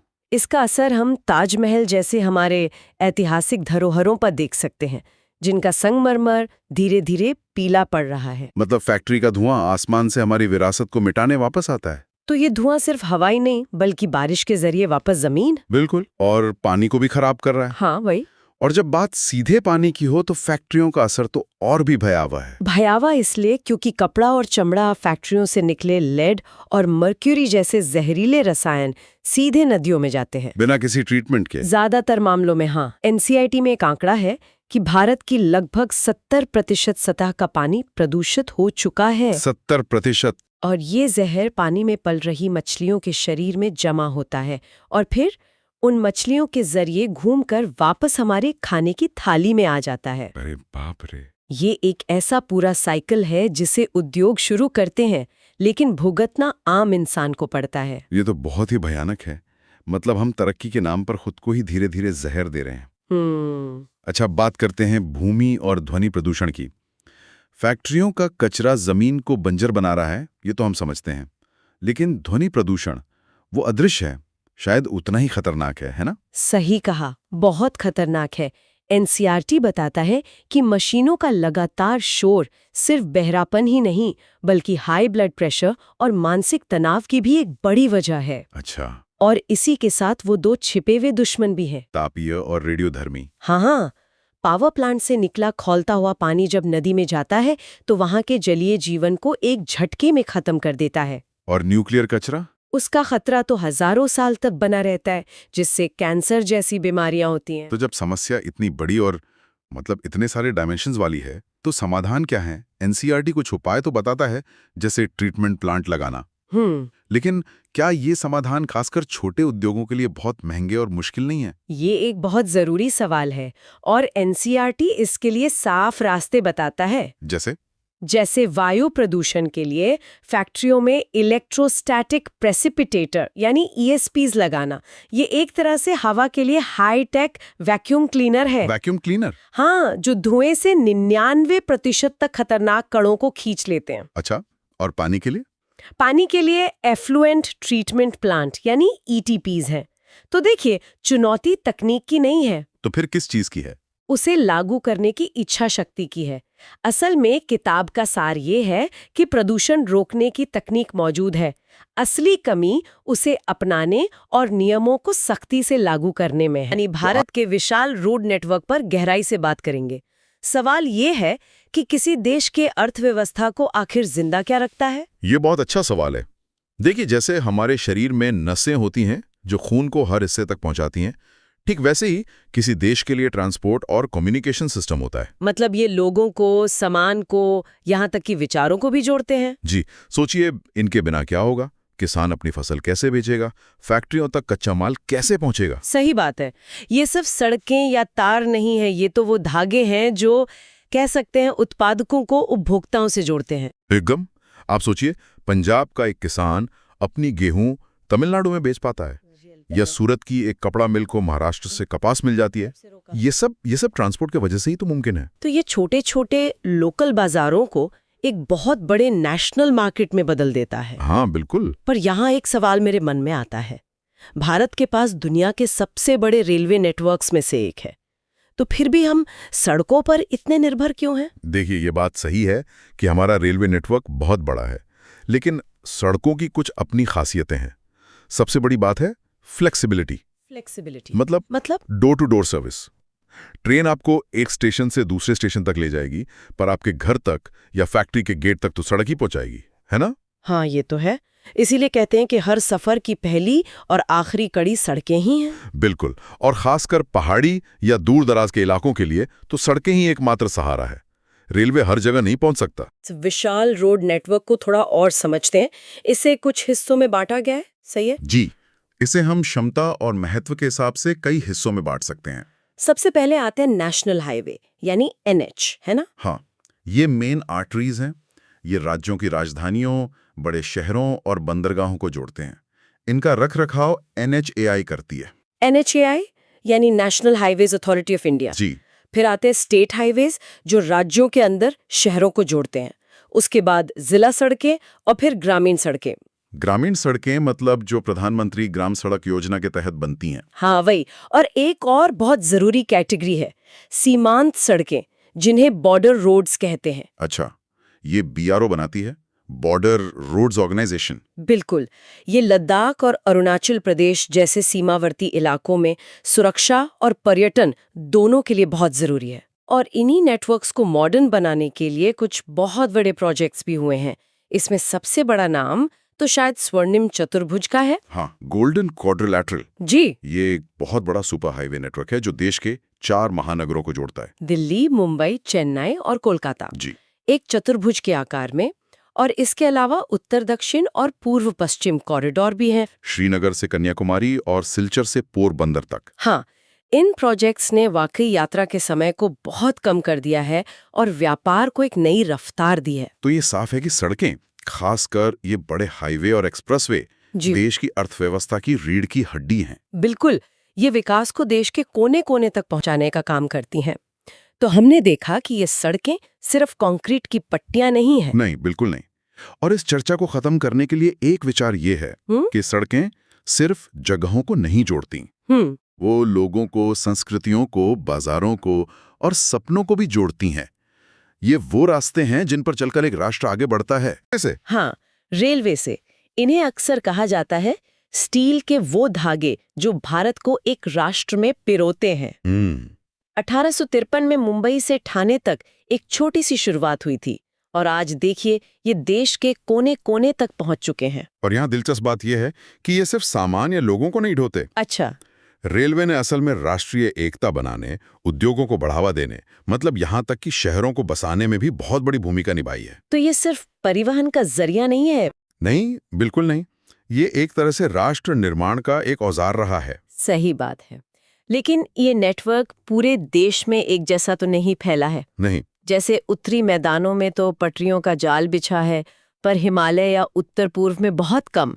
ऐसा क्यों है? देखिए, इसमें सबसे बड़ा हाथ तो भूगोल का है। मतलब जमीन का? हाँ, मैदानी इलाकों में पटरियां बिछाना आसान भी है और सस्ता भी, और वहाँ आबादी भी ज्यादा है। और पहाड़ों में? पहाड़ों या घने जंगलों में बनाने का खर्च बहुत ज्यादा होता है, तो ये असमानता दिखती है। पर हाँ, अब वंदे भारत जैसी ट्रेनें आ रही हैं, फ्रेट कॉरिडोर बन रहे हैं, तो नेटवर्क को आधुनिक बनाने पर जोर दिया जा रहा है। ठीक है, तो ये तो हुई उन नेटवर्क्स की बात जो हमें दिखते हैं, पर एक ऐसा नेटवर्क भी है जो जमीन के नीचे चलता है, पाइपलाइन। हाँ, ये दिखाई नहीं देता। स्रोतों में इन्हें ऊर्जा ले जाने वाली भूमिगत नदियां कहा गया है। क्या कमाल की उपमा है। ये बिल्कुल सटीक है। आप हजीरा विजयपुर जगदीशपुर पाइपलाइन को ही ले लीजिए। HVJ pipeline. हाँ, HVJ। ये 1700 किलोमीटर से भी ज्यादा लंबी है। इसने तो उत्तरी भारत का पूरा औद्योगिक नक्शा ही बदल दिया। कैसे? इसके बनने से पहले वहां गैस पर आधारित फर्टिलाइजर प्लांट लगाना मतलब नामुमकिन सा था। ये पाइपलाइनें रिफाइनरियों और पावर प्लांट्स तक बिना रोके ऊर्जा पहुंचाती हैं। अच्छा, तो जमीन के नीचे की इन नदियों से अब हम चलते हैं परिवहन के सबसे पुराने तरीके पर, जलमार्ग, जिन्हें प्रकृति के राजमार्ग कहा गया है। सही। और आज भी भारी सामान के लिए जैसे कोयला या सीमेंट ये सबसे सस्ता साधन है। और पर्यावरण के लिए भी अच्छा है। हाँ बिल्कुल। गंगा नदी पर बना राष्ट्रीय जल मार्ग 1 जो इलाहाबाद से हल्दिया तक है, इसका सबसे अच्छा उदाहरण है। और भारत की जो इतनी लंबी तटरेखा है, करीब 7,500 किलोमीटर की, उसका भी बहुत बड़ा योगदान है। हाँ, यहाँ एक मजेदार बात है कि मुंबई देश का सबसे बड़ा प्राकृतिक बंदरगाह है, जबकि चेन्नई सबसे पुराना पर कृत्रिम बंदरगाह है। और ये दिखाता है कि व्यापार की जरूरतें कैसे भूगोल की सीमाओं को भी पार कर जाती हैं। मुंबई को तो प्रकृति का तोहफा मिला, पर चेन्नई बंदरगाह को पूरी तरह इंसानी इंजीनियरिंग ने बनाया है। सही बात है। कांडला से लेकर पारादीप तक हर बंदरगाह भारत के अंतर्राष्ट्रीय व्यापार की एक बहुत अहम कड़ी है। तो हमने सबसे धीमे रास्ते की बात कर ली, अब बात करते हैं सबसे तेज रास्ते की, हवाई मार्ग। हाँ, कहते हैं जब सड़कें खत्म हो जाती हैं और रेलवे नहीं पहुंच सकती तो हवाई मार्ग राष्ट्र को उठाते हैं। ये बात खास तौर पर हिमालय, उत्तर पूर्व और अंडमान निकोबार जैसे इलाकों के लिए एकदम सच है। वहां तो ये एक जरूरत है। बिल्कुल, वहां हवाई यात्रा कोई लग्जरी नहीं बल्कि जरूरत है। ये न सिर्फ लोगों को जोड़ती है बल्कि आपदा राहत और देश की सुरक्षा के लिए भी बहुत जरूरी है। तो इन सब का मतलब क्या निकलता है? मतलब रेल, पाइपलाइन, जल मार्ग और हवाई मार्ग, ये सिर्फ आने जाने के अलग अलग साधन नहीं है। नहीं, ये एक पूरा आपस में जुड़ा हुआ सिस्टम है जो भारत की आर्थिक तरक्की की कहानी लिखता है। बिल्कुल। और यहीं पर एक बहुत सोचने वाली है। क्या? हमने देखा कि ये नेटवर्क आज अर्थव्यवस्था को कैसे चलाते हैं, पर भविष्य का क्या? मतलब जब हमें रफ्तार भी चाहिए होगी और पर्यावरण की चिंता भी करनी होगी, तब इन जीवन रेखाओं के बीच का संतुलन कैसे बदलेगा? ये एक दिलचस्प सवाल है। क्या हम ज्यादा निर्भर जलमार्गों पर होंगे या फिर किसी बिल्कुल नई तकनीक पर? यही तो ये सवाल सिस्टम के सबसे जरूरी हिस्से से कम्युनिकेशन यानी संचार। स्रोत इसे मोटे तौर पर दो हिस्सों में देखते हैं, है ना? व्यक्तिगत और जनसंचार। हाँ। तो व्यक्तिगत में सबसे पहले डाक सेवा का जिक्र है। अब स्रोत ये तो बताते हैं कि भारत का डाक नेटवर्क दुनिया में सबसे बड़ा है, पर एक सवाल आता है मन में। क्या? कि आज जब सबके पास व्हाट्सएप है, तो क्या ये डाक सेवाएं सच में उतनी जरूरी हैं या बस एक वो विरासत बनकर रह गई हैं? ये सवाल बहुत अच्छा है। देखिए, शहरों में शायद ऐसा लगे, लेकिन स्रोत साफ कहते हैं कि आज भी दूर दराज के गांव में जहां इंटरनेट उतना भरोसेमंद नहीं है, अच्छा, वहां डाक ही सरकारी चिट्ठियों से लेकर पैसों के लेन देन तक का मतलब एकमात्र जरिया है। ओके। लेकिन हाँ, ये बात भी सही है कि असली क्रांति तो टेलीकॉम सेक्टर में ही आई है। मतलब 1990 के बाद सस्ते फोन और डेटा ने सब कुछ बदल दिया। वाह। तो ये सिर्फ बात करने का जरिया नहीं है, बल्कि ये तो पूरी डिजिटल इकोनॉमी की उसकी नींव बन गया है। हाँ, स्रोत में साफ लिखा है कि ऑनलाइन शिक्षा, डिजिटल पेमेंट्स, ई-कॉमर्स, यहाँ तक कि टेलीमेडिसिन, सब कुछ इसी टेलीकॉम नेटवर्क पर टिका है। बिल्कुल। और ये तो हुई व्यक्तिगत संचार की बात। जनसंचार में टीवी और अखबारों के अलावा ऑल इंडिया रेडियो यानी आकाशवाणी का जिक्र भी बहुत जरूरी है। रेडियो का। स्रोत हमें याद दिलाते हैं कि आज भी किसानों को मौसम की जानकारी देने या मछुआरों को तूफान की चेतावनी देने में रेडियो की बहुत बड़ी भूमिका है। सही बात है। ये वो आवाज है जो सच में हर कोने तक पहुंचती है। एकदम। और यही कम्युनिकेशन की जो ताकत है, वो हमें सीधे हमारे अगले विषय पर ले आती है, अंतर्राष्ट्रीय व्यापार। हाँ, क्योंकि डिजिटल कम्युनिकेशन ने भारत के सर्विस सेक्टर को दुनिया के लिए पूरी तरह से खोल दिया है। बिल्कुल। अब बैंगलोर में बैठा कोई भी सॉफ्टवेयर इंजीनियर कैलिफोर्निया की कंपनी के लिए काम कर सकता है। और यही है अंतर्राष्ट्रीय व्यापार, देशों के बीच सामान और सेवाओं की खरीद बिक्री।